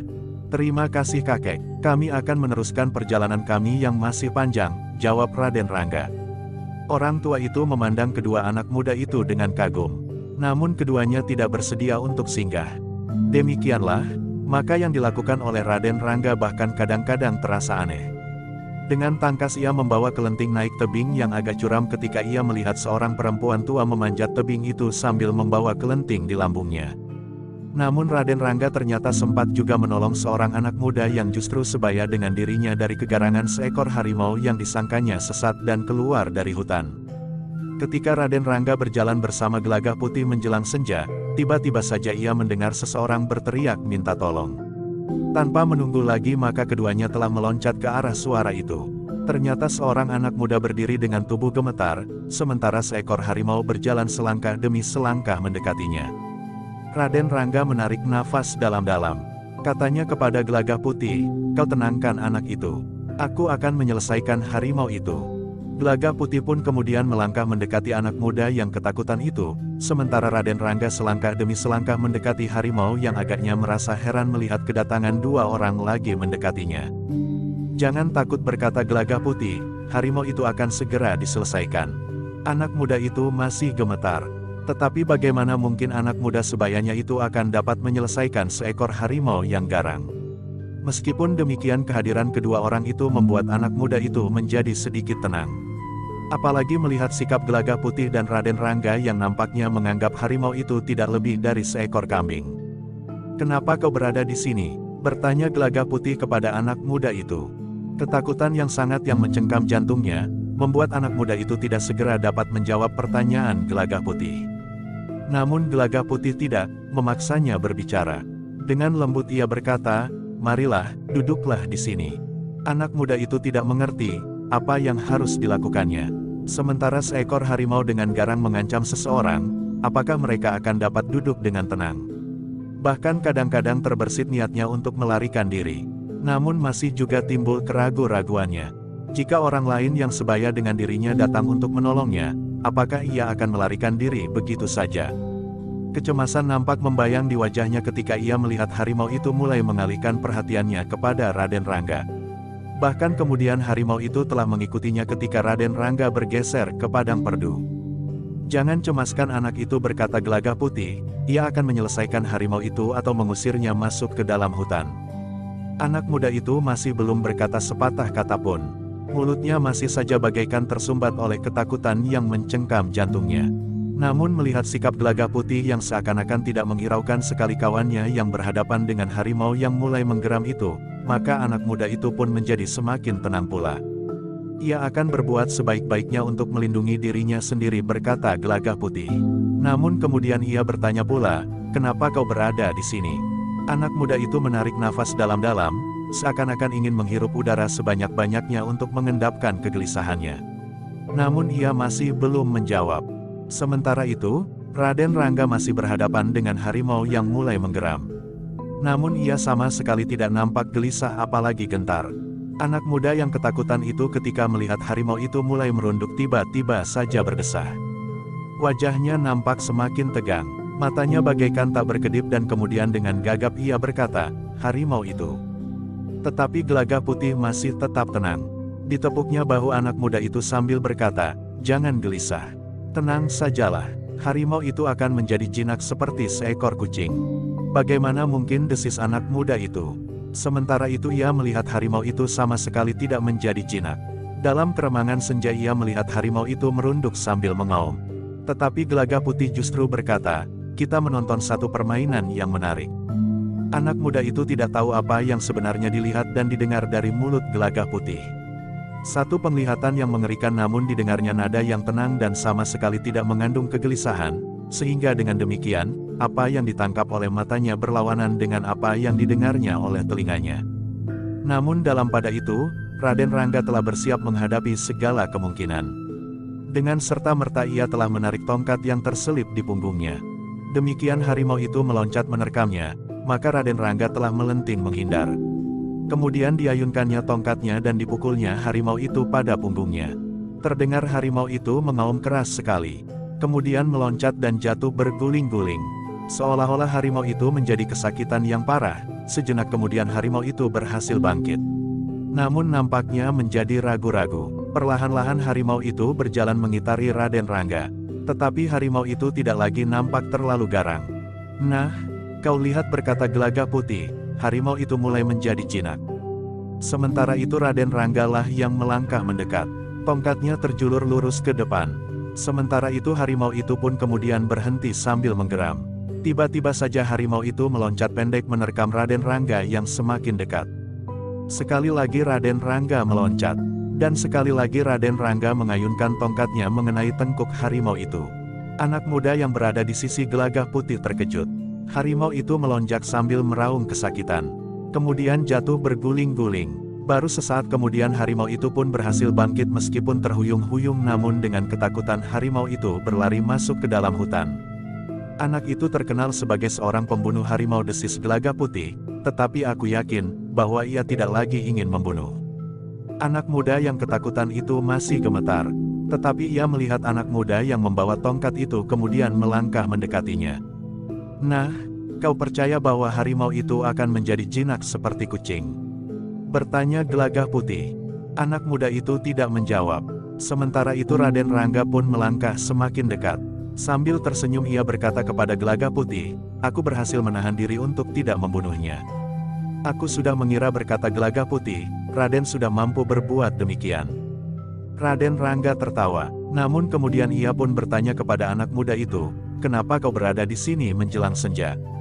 Anak itu termangu-mangu, namun kemudian katanya, "Bukan niatku sendiri." "Lalu siapa yang membawamu kemari?" bertanya Raden Rangga. "Aku kemari bersama paman untuk mencari daun turi ungu," jawab anak itu. "Untuk apa?" bertanya Gelagah Putih. "Untuk obat. Ayahku sedang sakit keras," jawab anak muda itu. "Siapa ayahmu?" bertanya Raden Rangga. "Demang Sempulur, kelompok padukuhan di sebelah timur dari hutan ini," berkata anak muda itu. "Lalu di mana pamanmu sekarang?" Raden Rangga menjadi cemas, ternyata hutan ini masih dihuni binatang buas. "Paman pergi bersama 2 orang pengawal Kademangan," jawab anak muda itu. "Kenapa kau tinggal sendiri di sini?" bertanya Gelagah Putih kemudian. "Paman minta aku tinggal di sini. Sangat berbahaya untuk memasuki hutan itu," jawab anak muda itu. "Tetapi ternyata di sini pun cukup berbahaya. Hampir saja kau diterkam harimau itu," berkata Gelagah Putih. "Ya, dan aku pun mencemaskan nasib paman dan kedua pengawal itu. Aku sudah terlalu lama menunggu di sini. Sejak matahari mulai turun sehingga menjelang senja. Bahkan kini langit menjadi semakin suram," berkata anak muda itu. "Apakah kita akan mencarinya?" bertanya Raden Rangga. "Kemana?" bertanya anak itu. "Ke dalam hutan," jawab Raden Rangga. Anak muda itu termangu-mangu. Ia sudah melihat bagaimana anak muda itu berhasil mengusir seekor harimau. Ia pun menduga bahwa yang seorang lagi akan mampu pula berbuat demikian. Tetapi ia kemudian menjawab, "Aku takut. Hari sudah menjadi malam." "Tidak apa-apa, sebentar saja. Jika kita tidak menemukannya maka kita akan segera kembali," berkata Raden Rangga. Wajah anak muda itu menjadi pucat. Namun sambil mengayunkan tongkatnya Raden Rangga berkata, "Tongkatku adalah tongkat penjinak binatang buas dan sekaligus binatang apa saja, termasuk binatang melata." Anak muda itu masih saja ragu-ragu. Harimau baginya adalah seekor binatang yang menakutkan. Nyawanya memang sudah berada di ujung rambut. Namun anak-anak muda yang sebayanya itu nampaknya menganggap harimau dan binatang-binatang buas itu sebagai mainan saja. Mereka sama sekali tidak menjadi takut dan bahkan ketika malam sudah turun, anak-anak muda itu masih akan memasuki hutan tanpa rasa takut. Sebelum anak itu menjawab, Gelagah Putih berkata, "Aku akan pergi bersamanya. Jika kau ingin berada di sini, silahkan. Tidak, jangan tinggalkan aku," minta anak muda itu. "Lalu bagaimana?" bertanya Gelagah Putih. "Aku ikut bersama kalian," berkata anak muda itu. Demikianlah, maka mereka bertiga pun kemudian memasuki hutan yang sebenarnya tidak terlalu lebat. Namun meskipun demikian mereka harus menyibak gerumbul-gerumbul liar dan bahkan kadang-kadang berduri. Anak muda yang ketakutan itu tidak mau melepaskan pegangannya pada lengan Gelagah Putih. Bahkan semakin lama terasa tangannya itu menjadi semakin gemetar. "Aku takut," desisnya. Gelagah Putih tidak menyahut, namun kemudian langkahnya justru tertegun ketika Raden Rangga memberinya isyarat untuk berhenti. Keduanya kemudian sempat mengamati gerumbul-gerumbul perdu di sekitarnya. Meskipun malam gelap, namun ketajaman penglihatan kedua anak muda itu sempat melihat sesuatu yang kurang wajar. Mereka menemukan ranting gerumbul-gerumbul perdu itu berpatahan. Seakan-akan baru saja ditembus oleh beberapa orang yang berjalan berjajar. Memang agak aneh, berkata Raden Rangga. Beberapa orang telah lewat melalui tempat ini, berkata Gelagah Putih. Raden Rangga mengangguk-angguk, namun tiba-tiba ia bertanya kepada anak muda yang hampir saja diterkam harimau itu, dengan siapa pamanmu memasuki hutan ini? Bertiga dengan pengawal Kademangan, berkata anak muda itu. Raden Rangga mengangguk-angguk, namun menilik bekas yang mereka ketemukan, tentu tidak hanya 3 orang saja yang telah lewat tempat itu. Karena itu, maka Raden Rangga berkata, apakah pamanmu mempunyai musuh atau orang-orang yang mendendamnya? Sepengetahuanku tidak, jawab anak muda itu.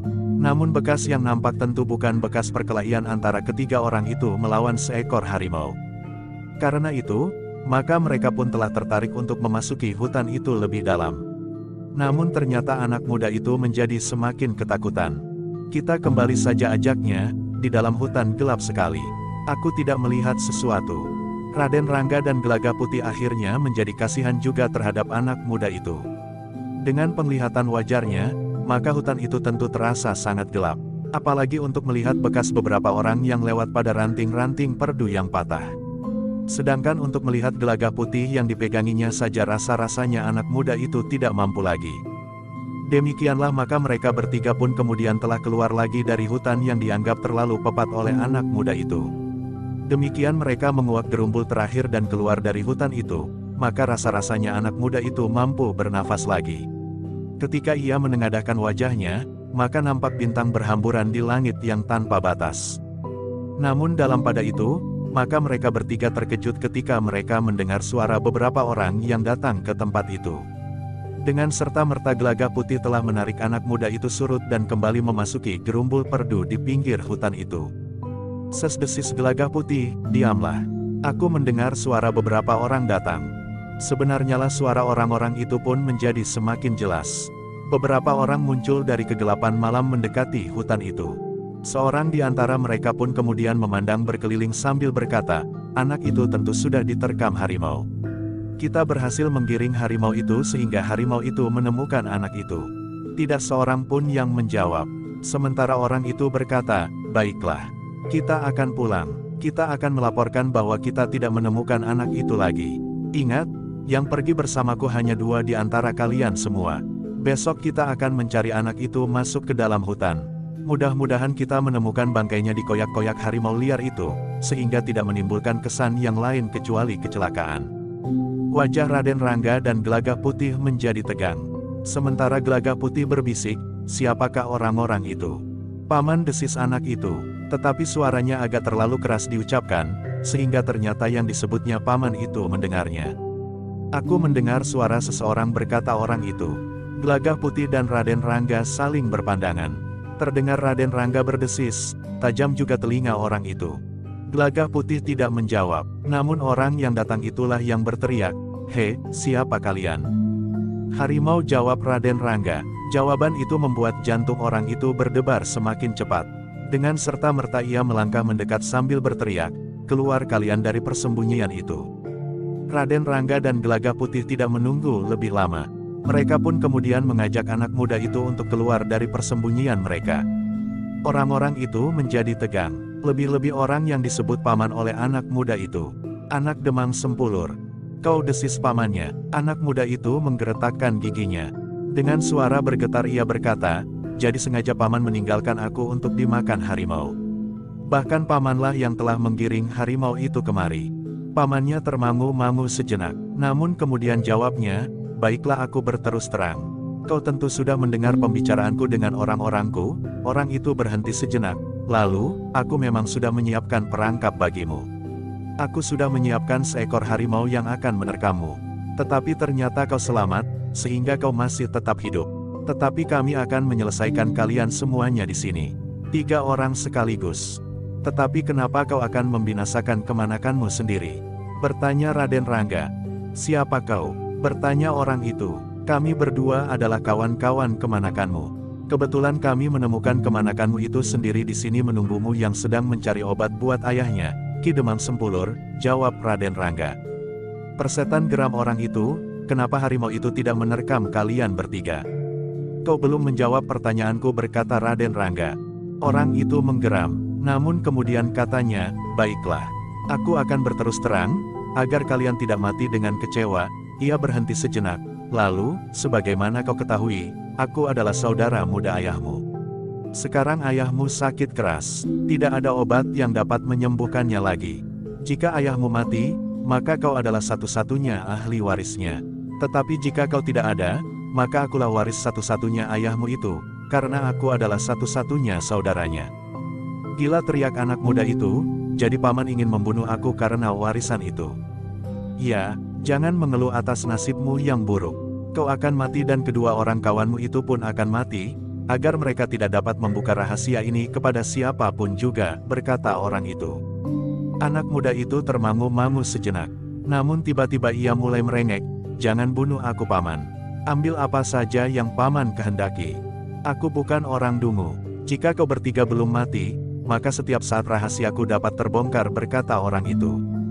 Anak muda itu menjadi semakin ketakutan. Ia merasa terlepas dari mulut harimau, namun kini ia akan berhadapan dengan pamannya dan para pengikutnya yang siap untuk membunuhnya. Namun dalam pada itu, Raden Rangga telah menyela, "Bagaimana kalau Ki Demang itu kemudian sembuh dan kembali memegang pimpinan? Kakang Demang tidak akan dapat sembuh. Ia akan mati sebagaimana kalian bertiga. Bedanya, Kakang Demang akan mati di pembaringan, sedangkan kalian akan mati di sini, di pinggir hutan." "Tetapi kami tidak diterkam harimau," jawab Raden Rangga. "Bukan soal yang sulit, bangkai kalian akan kami lemparkan ke tengah hutan. 2-3 hari lagi, maka yang akan kami ketemukan adalah bangkai yang telah disayat oleh binatang buas." Tetapi adik Demam Sempulur itu terkejut. Anak muda yang mengaku kawan kemanakannya itu justru tertawa. Katanya, "Jangan main-main Ki Sanak. Nyawa kami tidak selunak nyawa cacing. Bahkan cacing pun menggeliat jika terinjak kaki. Apalagi kami." "Persetan," geram adik Demam Sempulur itu, "kaulah yang paling banyak berbicara. Kaulah yang akan mati lebih dahulu. Kemudian kawanmu itu dan yang terakhir adalah kemanakanku yang sangat aku kasihi. Namun ternyata aku tidak mempunyai pilihan lain. Jangan bunuh aku paman," minta anak itu. Tetapi yang menjawab adalah Gelagah Putih, "Bukan kau yang akan dibunuh." "Ya, paman mengatakan demikian," jawab anak muda itu. "Tidak ada yang akan dibunuh di sini. Tidak ada yang akan mati malam ini," berkata Gelagah Putih. Tetapi ternyata Raden Rangga lah yang menyahut, "Tergantung kepada keadaan." "Ah, jangan begitu," desis Gelagah Putih, "bukankah kita tidak mempunyai persoalan dengan mereka? Dan bukankah yang kita lakukan ini sekedar lakung rame?" Raden Rangga termangu-mangu sejenak. Namun adik Demam Sempulur itu membentak, "Kalian mengigau seperti orang gila. Sekarang, kalian tidak mempunyai pilihan lain kecuali mati.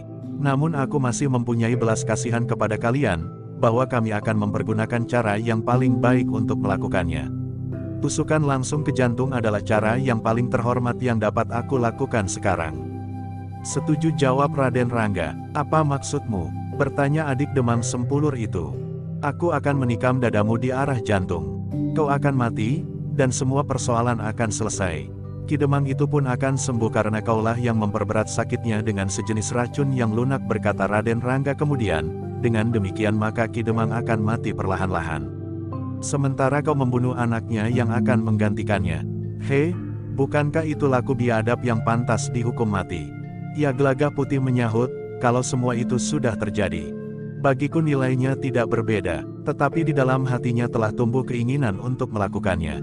Jika mereka mampu, maka mereka tentu akan melaksanakan rencana biadab itu." "Setan," geram orang itu, "kalian mengigau tentang apa he?" Raden Rangga memandang orang itu dengan tajamnya. Meskipun malam gelap, tetapi semuanya nampak jelas di mata anak muda itu. Adik Demam Sempulur itu kemudian memberikan isyarat kepada orang-orangnya untuk bersiap. Baginya, anak-anak muda itu memang harus dibinasakan. Jika seorang saja di antara mereka hidup, maka segala rahasianya akan terbuka. Anak muda, anak Demam Sempulur itu menjadi semakin ketakutan. Apalagi ketika pamannya membentak, "Jangan banyak tingkah anak-anak. Jika kalian membuat kami marah, maka sikap kami akan menjadi semakin kasar." Paman minta anak Ki Demam Sempulur, "Jangan bunuh kami paman. Kami tidak akan membuka rahasia paman apapun yang telah paman lakukan." "Persetan," geram orang itu, "semuanya sudah terlambat. Kenapa kau tidak melarikan diri saja sebelum aku datang?" "Aku tidak tahu apa yang akan paman lakukan," jawab anak Demam Sempulur itu. Jangan merengek lagi. Berdoa sajalah agar kematianmu berlangsung dengan baik dan mendapat jalan terang, berkata pamannya. Anak muda itu benar-benar ketakutan. Sementara Gelaga Putih berkata kepada anak itu, jangan seperti kerbau membiarkan hidungnya dilubangi, sementara tanduknya panjang dan kuat. Betapa lemahnya kita, tetapi kita mempunyai tenaga untuk menyelamatkan diri kita sendiri. Tetapi aku takut, anak muda itu hampir menangis. Baik, berusahalah berlindung di belakang kami berdua, berkata Gelaga Putih, mudah-mudahan kau selamat. Anak muda itu tidak menyahut, sementara pamannya berteriak, sekarang. Jangan menunggu lebih lama lagi. Tusuk dadanya di arah jantung. Kemudian kita seret mayatnya ke tengah hutan. Raden Rangga dan Gelaga Putih pun kemudian harus segera mempersiapkan diri. Beberapa orang yang ingin membunuh mereka itu pun telah berpencar dan mengepung ketiga anak muda itu dari segala penjuru. Bahkan mereka pun telah menggenggam pedang di tangan masing-masing. Dalam keadaan yang tegang itu Raden Rangga masih sempat menghitung orang-orang yang mengepungnya itu. 7 orang ditambah dengan seorang. Semuanya ada 8 katanya. Sikap Raden Rangga dan Gelaga Putih itu memang sangat mengherankan bagi ke-8 orang yang mengepung mereka. Nampaknya kedua orang anak muda itu sama sekali tidak takut menghadapi 8 orang bersenjata pedang. Namun untuk melindungi anak demam sempulur itu Gelaga Putih dan Raden Rangga tidak memencar dan menghadapi lawan masing-masing. Tetapi mereka telah berdiri dan menghadap ke arah yang berlawanan, sementara anak demam sempulur itu ada di antara mereka. Sesuaikan dirimu jika lehermu tidak mau mereka putuskan, berkata Raden Rangga. Anak muda itu menjadi gemetar. Tetapi melihat sikap Gelaga Putih dan Raden Rangga tiba-tiba saja ia telah terpengaruh. Kedua anak muda yang sebayanya itu sama sekali tidak gentar melihat ancaman maut. Mereka bahkan berusaha untuk melindungi diri mereka. Karena itu, maka betapapun lemahnya, namun pengaruh sikap kedua anak muda yang menolongnya itu membuat anak demam sempulur itu berusaha untuk menyelamatkan dirinya. Sejenak kemudian maka 7 orang pengikut adik demam sempulur itu telah mulai bergerak. Perlahan-lahan kepungan itu menjadi semakin sempit. 8 ujung pedang teracu ke arah ketiga orang anak muda yang ada di dalam kepungan. Raden Rangga yang berdiri saling membelakangi dengan Gelaga Putih sebelah menyebelah anak demam sempulur itu pun kemudian berkata, Gelaga Putih, berilah kesempatan mereka bermain-main. Biarlah mereka menunjukkan kemampuan mereka agar mereka menjadi sedikit berbangga dengan diri mereka. Aku setuju, Raden, jawab Gelaga Putih, kemudian mereka akan kita bawa menghadap Ki Demang itu sendiri. Hanya Ki Demang sajalah yang berhak mengadili mereka. Bukankah Ki Demang sedang sakit? Bertanya Raden Rangga. Tetapi tentu ada bebahu yang lain yang dapat melakukan tugasnya, jawab Gelaga Putih. Tiba-tiba Raden Rangga tertawa. Katanya, kau takut aku membunuh lagi? Gelaga Putih tidak menjawab. Namun orang-orang yang mengepung semakin rapat itu benar-benar bingung mendengar percakapan itu. Agaknya kedua orang anak muda itu sama sekali tidak menghiraukan ujung-ujung pedang yang teracu kepada mereka. Tetapi dalam pada itu Raden Rangga berkata, kita bermain-main dengan senjata. Itu akan lebih aman bagi mereka. Tanpa senjata maka kita akan menjadi sangat berbahaya. Jika kita terdesak, maka kita akan dapat melakukan sesuatu yang dapat menyulitkan mereka. Bahkan mungkin di luar sadar, membunuh mereka. Hei, apakah kalian orang-orang gila, geram adik demam sempulur itu? Tetapi siapapun kalian, maka kalian akan mati. Raden Rangga dan Gelaga Putih tidak menjawab. Tetapi mereka ternyata telah memegang senjata masing-masing.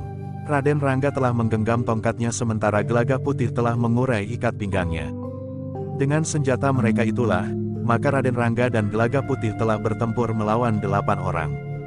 Namun ternyata bahwa 8 orang itu tidak memiliki bekal cukup untuk bertempur melawan mereka yang memiliki kemampuan dalam dan kanuragan.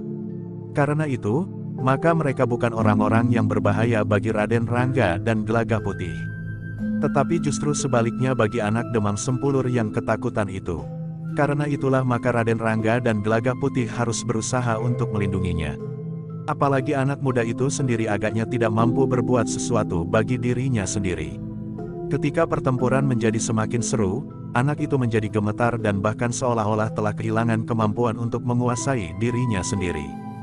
Berusahalah menyesuaikan dirinya, teriak Gelaga Putih. Tetapi anak itu justru semakin menjadi bingung. Namun dalam pada itu, 8 orang yang berusaha untuk membunuh anak-anak muda itu menjadi heran. Apapun yang mereka lakukan, ternyata anak-anak muda yang mengaku kawan anak Ki Demang Sempulur itu mampu menangkisnya. Bukan hanya sepasang pedang, tetapi 8 ujung pedang. Apakah kalian anak iblis yang menunggu hutan ini? Geram salah seorang di antara lawan-lawannya. Raden Rangga tertawa, tongkatnya berputar-putar di sekitar dirinya, dan sekali-sekali menyambar pedang yang teracu ke arah anak Demang Sempulur yang ketakutan itu. Namun kadang-kadang ikat pinggang Gelagah Putihlah yang menangkis pedang yang menebas ke arah leher anak Ki Demang itu. Kedelapan orang itu benar-benar tidak tahu apa yang sebenarnya dihadapinya. Mereka tidak dapat mengerti bagaimana 2 orang anak muda mampu melawan mereka, 8 orang yang dianggap orang-orang terkuat di kademangannya. Tetapi seperti yang dikatakan oleh Raden Rangga, maka kedua anak muda itu memang ingin bermain-main. Mereka tidak ingin segera mengalahkan lawan-lawan mereka. Namun masalahnya adalah anak Ki Demang yang semakin lama menjadi semakin lemah karena ketakutan yang mencengkam dirinya. Biarkan anak itu menjadi pingsan, berkata Raden Rangga, mudah-mudahan justru tidak mengganggu perlawanan kita. Gelagah Putih tidak menyahut, tetapi ketakutan yang sangat telah membuat anak itu terduduk gemetar, meskipun tidak pingsan. Namun dengan demikian, maka anak muda itu tidak bergeser lagi kemana-mana yang justru dapat menyulitkan Raden Rangga dan Gelagah Putih. Nah, duduklah dengan tenang, berkata Gelagah Putih yang berloncatan menangkis ujung pedang yang menyambarnya dan sekali-sekali berusaha menyambar anak Ki Demang itu. Demikianlah pertempuran semakin lama menjadi semakin cepat.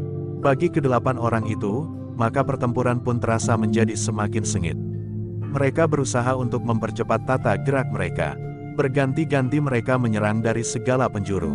Namun serangan mereka tidak pernah mengenai sasaran yang manapun juga di antara ketiga anak muda itu. Tetapi Raden Rangga dan Gelagah Putih tidak mengambil langkah-langkah untuk segera mengalahkan mereka.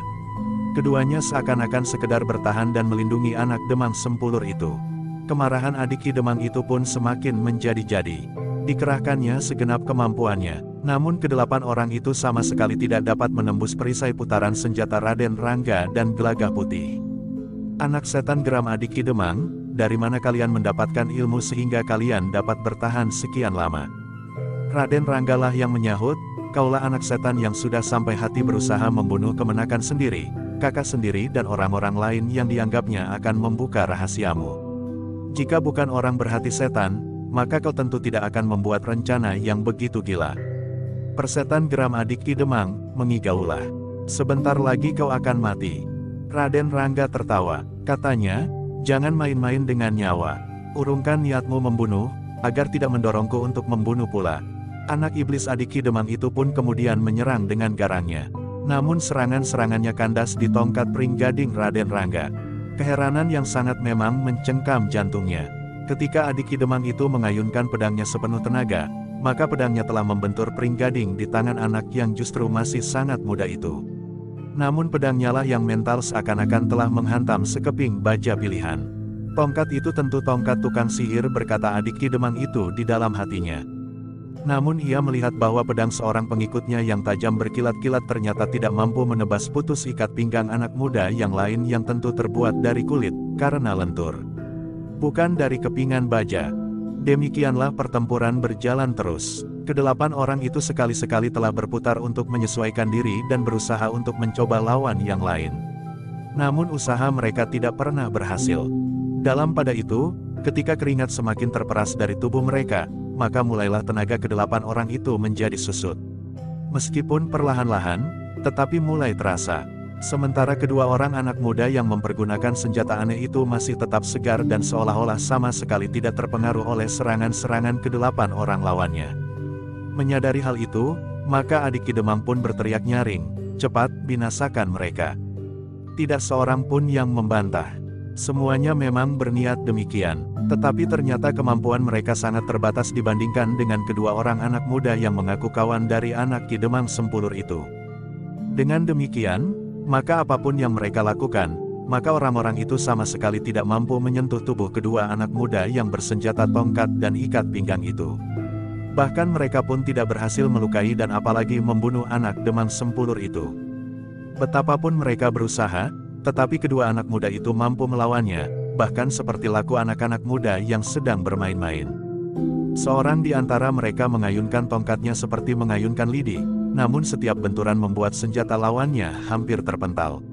Sementara ikat pinggang yang seorang lagi berputaran seolah-olah menyelubungi dirinya dan anak Ki Demang yang ketakutan. Dalam pada itu, kedelapan orang itu semakin lama menjadi semakin letih.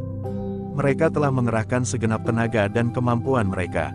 Namun lawan mereka seakan-akan bukan orang sewajarnya. Dalam pada itu, Raden Rangga pun berkata, "Marilah, kerahkan segenap kemampuanmu. Bukankah kalian akan membunuh kami agar rahasia kalian tidak terbongkar?" Anak setan geram adik Ki Demang. Dihentakkannya senjatanya, namun ia tidak berdaya untuk melaksanakan rencananya. Dalam pada itu, tenaga mereka benar-benar telah terkuras habis. Karena tidak ada harapan lagi untuk memenangkan perkelahian itu, maka adik Ki Demang itu telah mengambil langkah yang dengan cepat dapat dilakukan. "Kami harus melarikan diri," berkata adik Ki Demang di dalam hatinya. Entahlah langkah apa yang harus diambil kemudian, karena dengan kegagalan ini rahasia kami tentu akan terbongkar. Sejenak adik Ki Demang itu mengamati keadaan. Tidak ada pilihan lain kecuali melarikan diri meskipun ia tidak tahu langkah apakah yang harus diambilnya selanjutnya karena rahasia itu tentu akan segera didengar oleh Ki Demang. Dengan memperhatikan keadaan, maka adik Ki Demang itu telah berusaha untuk bergeser. Ia justru membiarkan orang-orangnya untuk bertempur terus, agar ia berhasil melarikan diri lebih dahulu. Baru kemudian orang-orang itulah yang tentu juga akan melarikan diri sehingga kedua orang anak muda itu tidak akan dapat mengejar dan menangkap mereka seluruhnya, terutama ia sendiri. Namun agaknya Raden Rangga dan bahkan Gelagah Putih mengetahui niatnya untuk melarikan diri. Karena itu, maka keduanya justru telah mengawasinya dengan sungguh-sungguh karena orang itulah sumber dari peristiwa yang mendebarkan itu. Bahkan hampir merenggut nyawa anak Ki Demang Sempulur. Sebenarnya lah, adik Ki Demang yang putus asa itu pun tiba-tiba saja telah meloncat berlari meninggalkan arena. Tanpa menghiraukan apapun juga dan tanpa berpaling, ia berlari menuju ke pinggir hutan dan selanjutnya ingin melenyapkan diri ke dalam hutan itu. Namun orang itu terkejut bukan kepalang. Tiba-tiba saja segerumbul pohon perdu di pinggir hutan itu bagaikan meledak, tepat di hadapannya sehingga orang itu terkejut bukan buatan. Bahkan terpental surut dan jatuh terlentang. Terdengar suara tertawa mengumandang.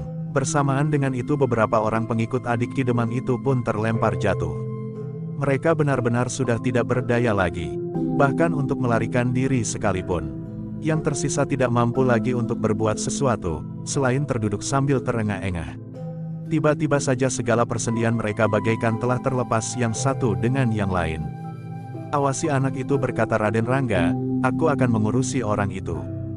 Tetapi Gelagah Putih termangu-mangu. Raden Rangga tertawa, katanya, "Jangan takut, aku adalah pemburu harimau, bukan pemburu kelinci. Karena itu, maka aku tidak akan membunuh kelinci." Gelagah Putih menarik nafas dalam-dalam. Sementara itu Raden Rangga pun telah berjalan mendekati adik Ki Demang yang dengan susah payah berusaha untuk bangun. Seperti mimpi ia melihat gerumbul yang menyala sejenak. Namun kemudian hanya asapnya sajalah yang nampak mengepul dan hilang ditiup angin, sementara gerumbul itu telah hangus menjadi abu. "Bagaimana?" bertanya Raden Rangga kepada orang itu. Orang itu benar-benar tidak tahu lagi apa yang harus dilakukan. Ia tidak berhasil melarikan diri, sehingga dengan demikian maka ia tentu akan dibawa menghadap Ki Demang dengan segala rahasianya. Namun adik Ki Demang itu pun diliputi oleh 1000 pertanyaan tentang dua orang anak muda yang mengaku kawan kemenakannya itu. Apalagi ketika tiba-tiba saja sebuah gerumbul perdu di pinggir hutan itu bagaikan meledak dan melemparkannya jatuh. "Marilah," Kisanak Raden Rangga telah berusaha menolong orang itu untuk bangkit, "berdirilah." Orang itu berdiri terlatih-tatih. Kemudian dibimbing oleh Raden Rangga, adik Ki Demang itu telah dibawa mendekati anak muda yang gemetar karena ketakutan itu. "Itulah kemanakanmu," berkata Raden Rangga. Gelagah Putihlah yang kemudian menarik anak muda itu untuk bangkit. Katanya, "Berdirilah seperti seorang laki-laki. Kau aman sekarang, itulah pamanmu." Anak muda itu pun berusaha untuk dapat berdiri tegak. Namun jantungnya terasa masih berdegup tidak teratur, sedangkan kakinya masih terasa gemetar. Raden Rangga dan Gelagah Putih yang kemudian mengatur orang-orang yang tidak dapat mengelak itu. 8 orang digiring oleh kedua anak muda yang mengaku kawan dari anak Ki Demang itu menuju ke Kademangan Sempulur. Untunglah bahwa mereka berjalan di malam hari, sehingga di padukuhan-padukuhan yang mereka lewati, tidak terlalu banyak orang yang melihatnya. Selain orang yang sedang meronda di gardu-gardu, hanya orang yang kebetulan keluar dari rumah mereka sajalah yang melihat iring-iringan kecil itu. Namun demikian, meskipun yang melihat langsung hanya beberapa orang, tetapi berita tentang adik Ki Demang dan 7 orang pengikutnya telah digiring oleh 2 orang pemuda bersama anak Ki Demang Sempulur menuju ke Kademangan itu, dengan cepat telah menjalar dari pintu ke pintu rumah. Bahkan kadang-kadang seseorang telah mengetuk pintu rumah tetangganya untuk mengatakan tentang berita yang didengarnya itu. Apalagi mereka yang melihat langsung. Apa yang telah terjadi? Bertanya seseorang. Entahlah jawab yang lain. Ketika salah seorang peronda mencoba bertanya, adik Ki Demang itu sama sekali tidak menjawab. Sedang anak Ki Demang itu pun tidak memberikan keterangan apapun juga. Dengan demikian maka orang-orang di Kademangan Sempulur itu mulai menjadi gelisah. Malam yang semula sepi itu pun menjadi bagaikan terbangun. Anak-anak muda telah berkumpul di gardu-gardu untuk berbicara tentang adik Ki Demang. Demikianlah maka adik Ki Demang dan 7 orang pengikutnya itu pun telah dibawa ke Kademangan. Iring-iringan itu memang sangat mengejutkan. Para peronda telah mendapat pesan dari Raden Rangga agar mereka memanggil Ki Jagabaya atau para bebahu lain, kepercayaan Ki Demang. Apa yang telah terjadi? Bertanya para peronda itu. Nanti sajalah jawab Raden Rangga, setelah Ki Jagabaya datang, maka aku akan menceritakan persoalannya. Para peronda itu pun menjadi heran, sebagaimana orang-orang lain yang melihat peristiwa itu. Seolah-olah 8 orang yang bertubuh besar dan kekar telah dikuasai oleh anak-anak muda. Mungkin karena seorang di antara mereka adalah anak Ki Demang, sehingga mereka menjadi takut melawan, berkata seorang di antara para peronda itu. Tetapi sikapnya lain sekali, sahut yang lain, nampaknya yang menguasai mereka justru bukan anak Ki Demang itu, tetapi kedua anak muda yang lain. Kademangan Sempulur benar-benar dicengkam oleh satu teki-teki yang mendebarkan. Sementara itu, Ki Jagabaya yang dibangunkan di rumahnya, dengan tergesa-gesa telah pergi ke Kademangan. Sementara beberapa orang bebahu yang lain pun telah berdatangan pula. Beberapa saat kemudian, di Kademangan telah menjadi ramai. Bukan saja para bebahu dan peronda yang sibuk, tetapi beberapa orang penghuni padukuhan induk Kademangan Sempulur yang terbangun telah pergi pula ke Kademangan. Mereka ingin tahu apa yang telah terjadi, sementara Ki Demang sendiri sedang sakit keras. Ketika Ki Jagabaya dan beberapa orang bebahu telah duduk di pendapa, sementara orang-orang di padukuhan induk itu berkumpul di halaman, maka Raden Rangga pun segera menyampaikan persoalan yang baru saja terjadi kepada Ki Jagabaya. Ki Jagabaya dan para bebahu Kademangan itu terkejut bukan buatan. Selama ini mereka menganggap bahwa adik Ki Demang itu adalah seorang yang sangat baik, yang bekerja keras untuk kesembuhan Ki Demang. Hampir siang dan malam adik Ki Demang itu menunggui kakaknya yang sedang sakit. Karena itu, maka dengan ragu-ragu Ki Jagabaya bertanya dengan ragu-ragu, apakah yang dikatakannya benar? Adik Ki Demang itu tidak dapat membantah lagi. 2 anak muda yang mempunyai ilmu di luar jangkauan nalarnya itu masih tetap menunggui mereka. Sementara itu saksi utama, anak Ki Demang itu ada pula di antara mereka. Sambil menundukkan kepalanya adik Ki Demang itu pun mengangguk kecil. Ki Jagabaya menarik nafas dalam-dalam. Dengan nada datar ia berkata, sungguh di luar dugaan. Aku tidak mengerti, bagaimana kita semuanya harus mengatasi persoalan ini. Selama ini kita menganggap bahwa adik Ki Demang itu adalah seorang yang baik hati, yang telah mengorbankan waktu, uang dan segala-galanya bagi kesembuhan kakaknya. Tetapi yang terjadi sebenarnya justru sebaliknya. Orang-orang yang berada di pendapa itu menjadi gelisah. Bahkan orang-orang yang berkerumun di halaman pun menjadi gelisah pula. Sebagian besar dari mereka menjadi sangat marah terhadap sikap adik Ki Demang itu. Bahkan anak-anak muda yang tidak dapat menahan diri telah berteriak, berikan orang itu kepada kami. Ya, sahut yang lain, kami akan menghakimi mereka. Tetapi Ki Jagabaya kemudian berkata, kita tidak dapat bertindak sendiri. Bagaimanapun juga kita harus menghubungi Ki Demang. Meskipun Ki Demang sedang sakit, namun keputusannya kita perlukan. Apalagi yang melakukan kesalahan adalah adiknya sendiri yang ditujukan kepada Ki Demang itu pula. Meskipun anak-anak muda itu tidak puas, tetapi mereka memang tidak dapat memaksa Ki Jagabaya menyerahkan adik Ki Demang itu kepada mereka. Apalagi mereka yang berada di halaman masih belum pasti, apa yang sebenarnya terjadi dan siapakah kedua orang anak muda itu, yang bersama anak Ki Demang telah menggiring adik Ki Demang ke Kademangan.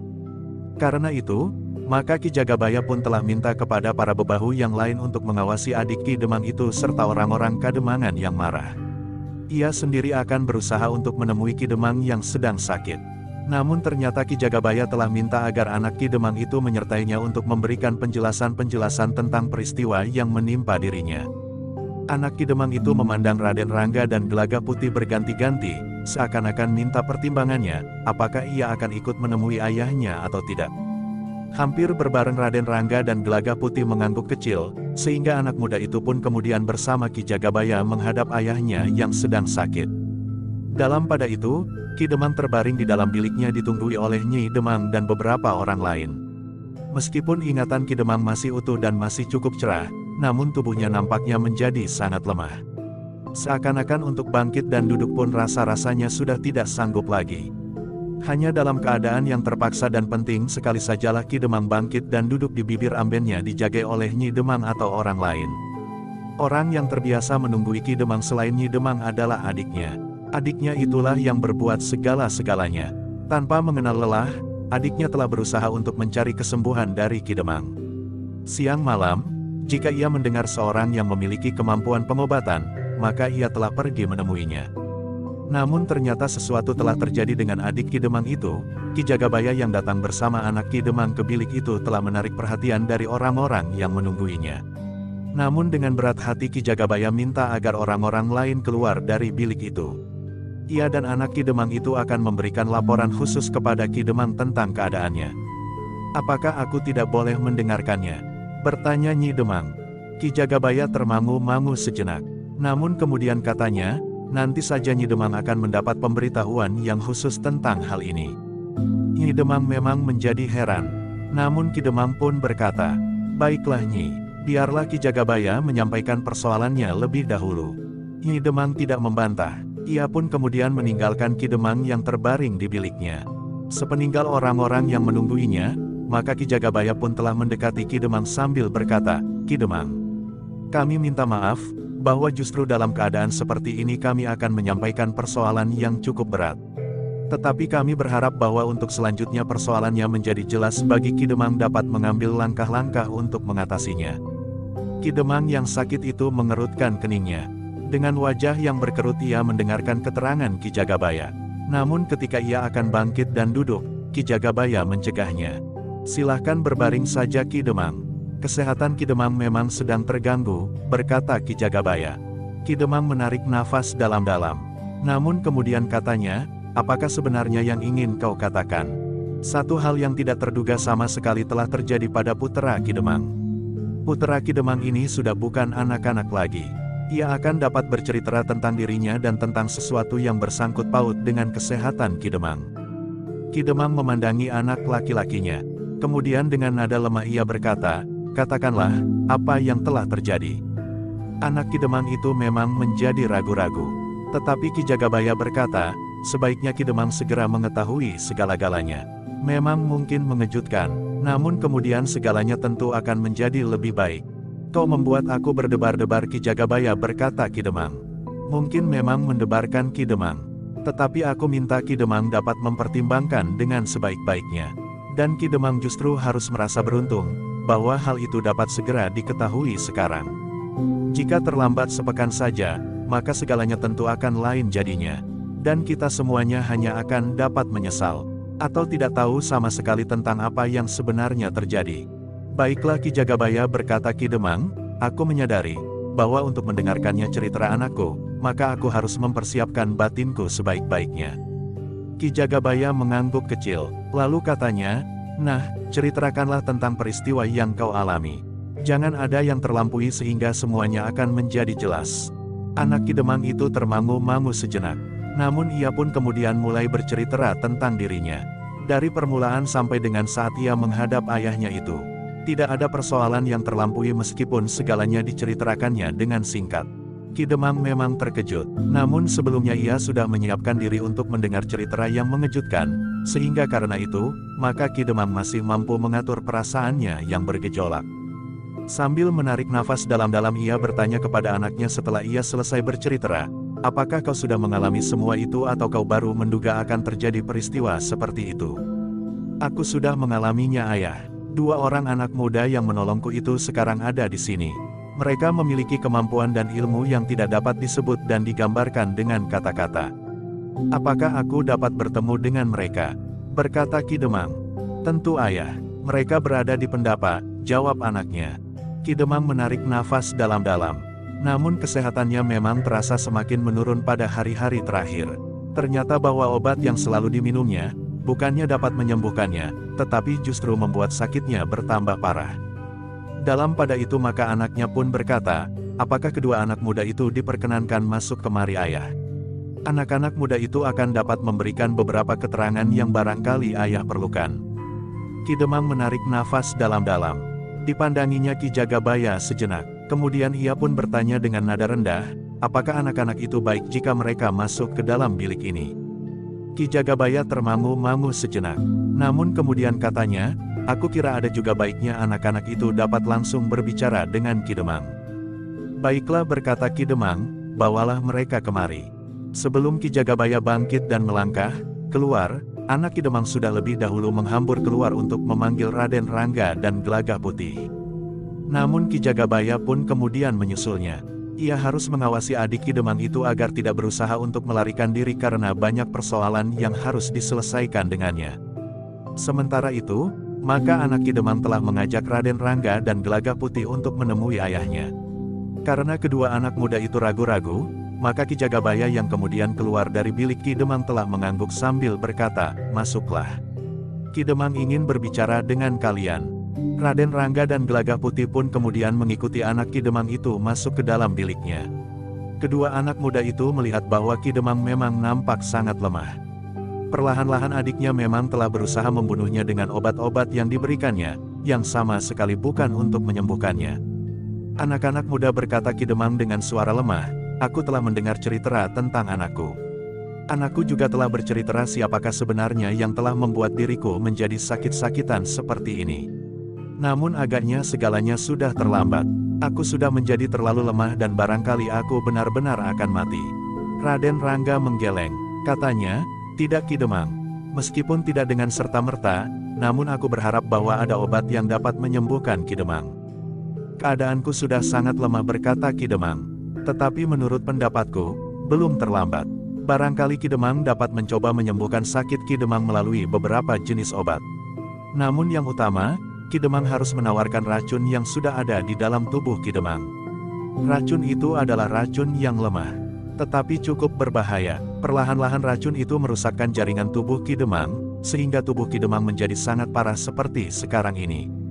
Berkata Raden Rangga, tetapi rasa-rasanya sulit bagiku untuk mendapatkan penyembuhan. Rasa-rasanya tidak ada lagi obat yang dapat menolongku berkata Ki Demang. Raden Rangga menarik nafas dalam-dalam. Menurut pendapatnya, jika racun di dalam tubuh Ki Demang itu sudah tawar, maka penyembuhan berikutnya tidak akan terlalu sulit.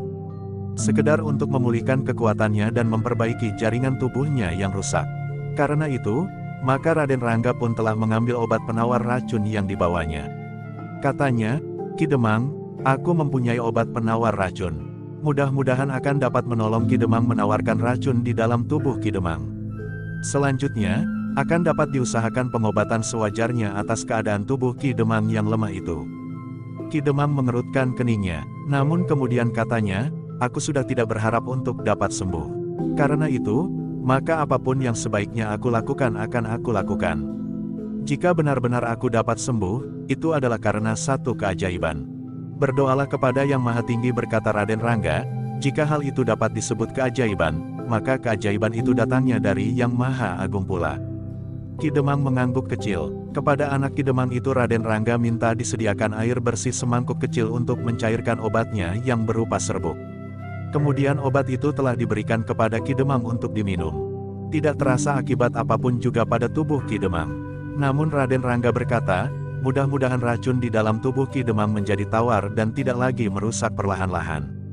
Ki Demang menarik nafas dalam-dalam. Katanya, kalian telah menolong anakku. Kemudian berusaha menolong aku. Demikian besar kebaikan hatimu bagi keluargaku. Raden Rangga tersenyum. Katanya, itu adalah kewajiban setiap orang untuk menolong sesama. Nah, tunggu sampai esok. Mudah-mudahan terjadi perubahan di dalam diri Ki Demang. Sementara itu, Ki Demang dapat minum obat yang lain untuk memulihkan kesehatan Ki Demang. Barangkali di Kademangan ini ada juga orang yang mampu membantu Ki Demang dengan obat-obatan itu. Sementara itu, Ki Jagabaya yang menganggap anak-anak muda itu terlalu lama berada di dalam bilik Ki Demang, telah menyusul pula dan menyerahkan pengawasan atas adik Ki Demang kepada bebahu yang lain. Namun, demikian ia memasuki bilik itu, Ki Demang sedang bertanya, siapakah sebenarnya anak-anak muda ini? Raden Rangga termangu-mangu sejenak, tetapi kepada Ki Demang ia tidak ingin berbohong. Karena itu, maka ia pun berpesan kepada Ki Demang, Ki Jagabaya dan anak Ki Demang, jangan sebarkan kepada orang lain, siapa aku, untuk kepentingan tugasku. Ia berhenti sejenak, lalu, aku adalah Rangga dari Mataram. Bersambung ke jilid 210.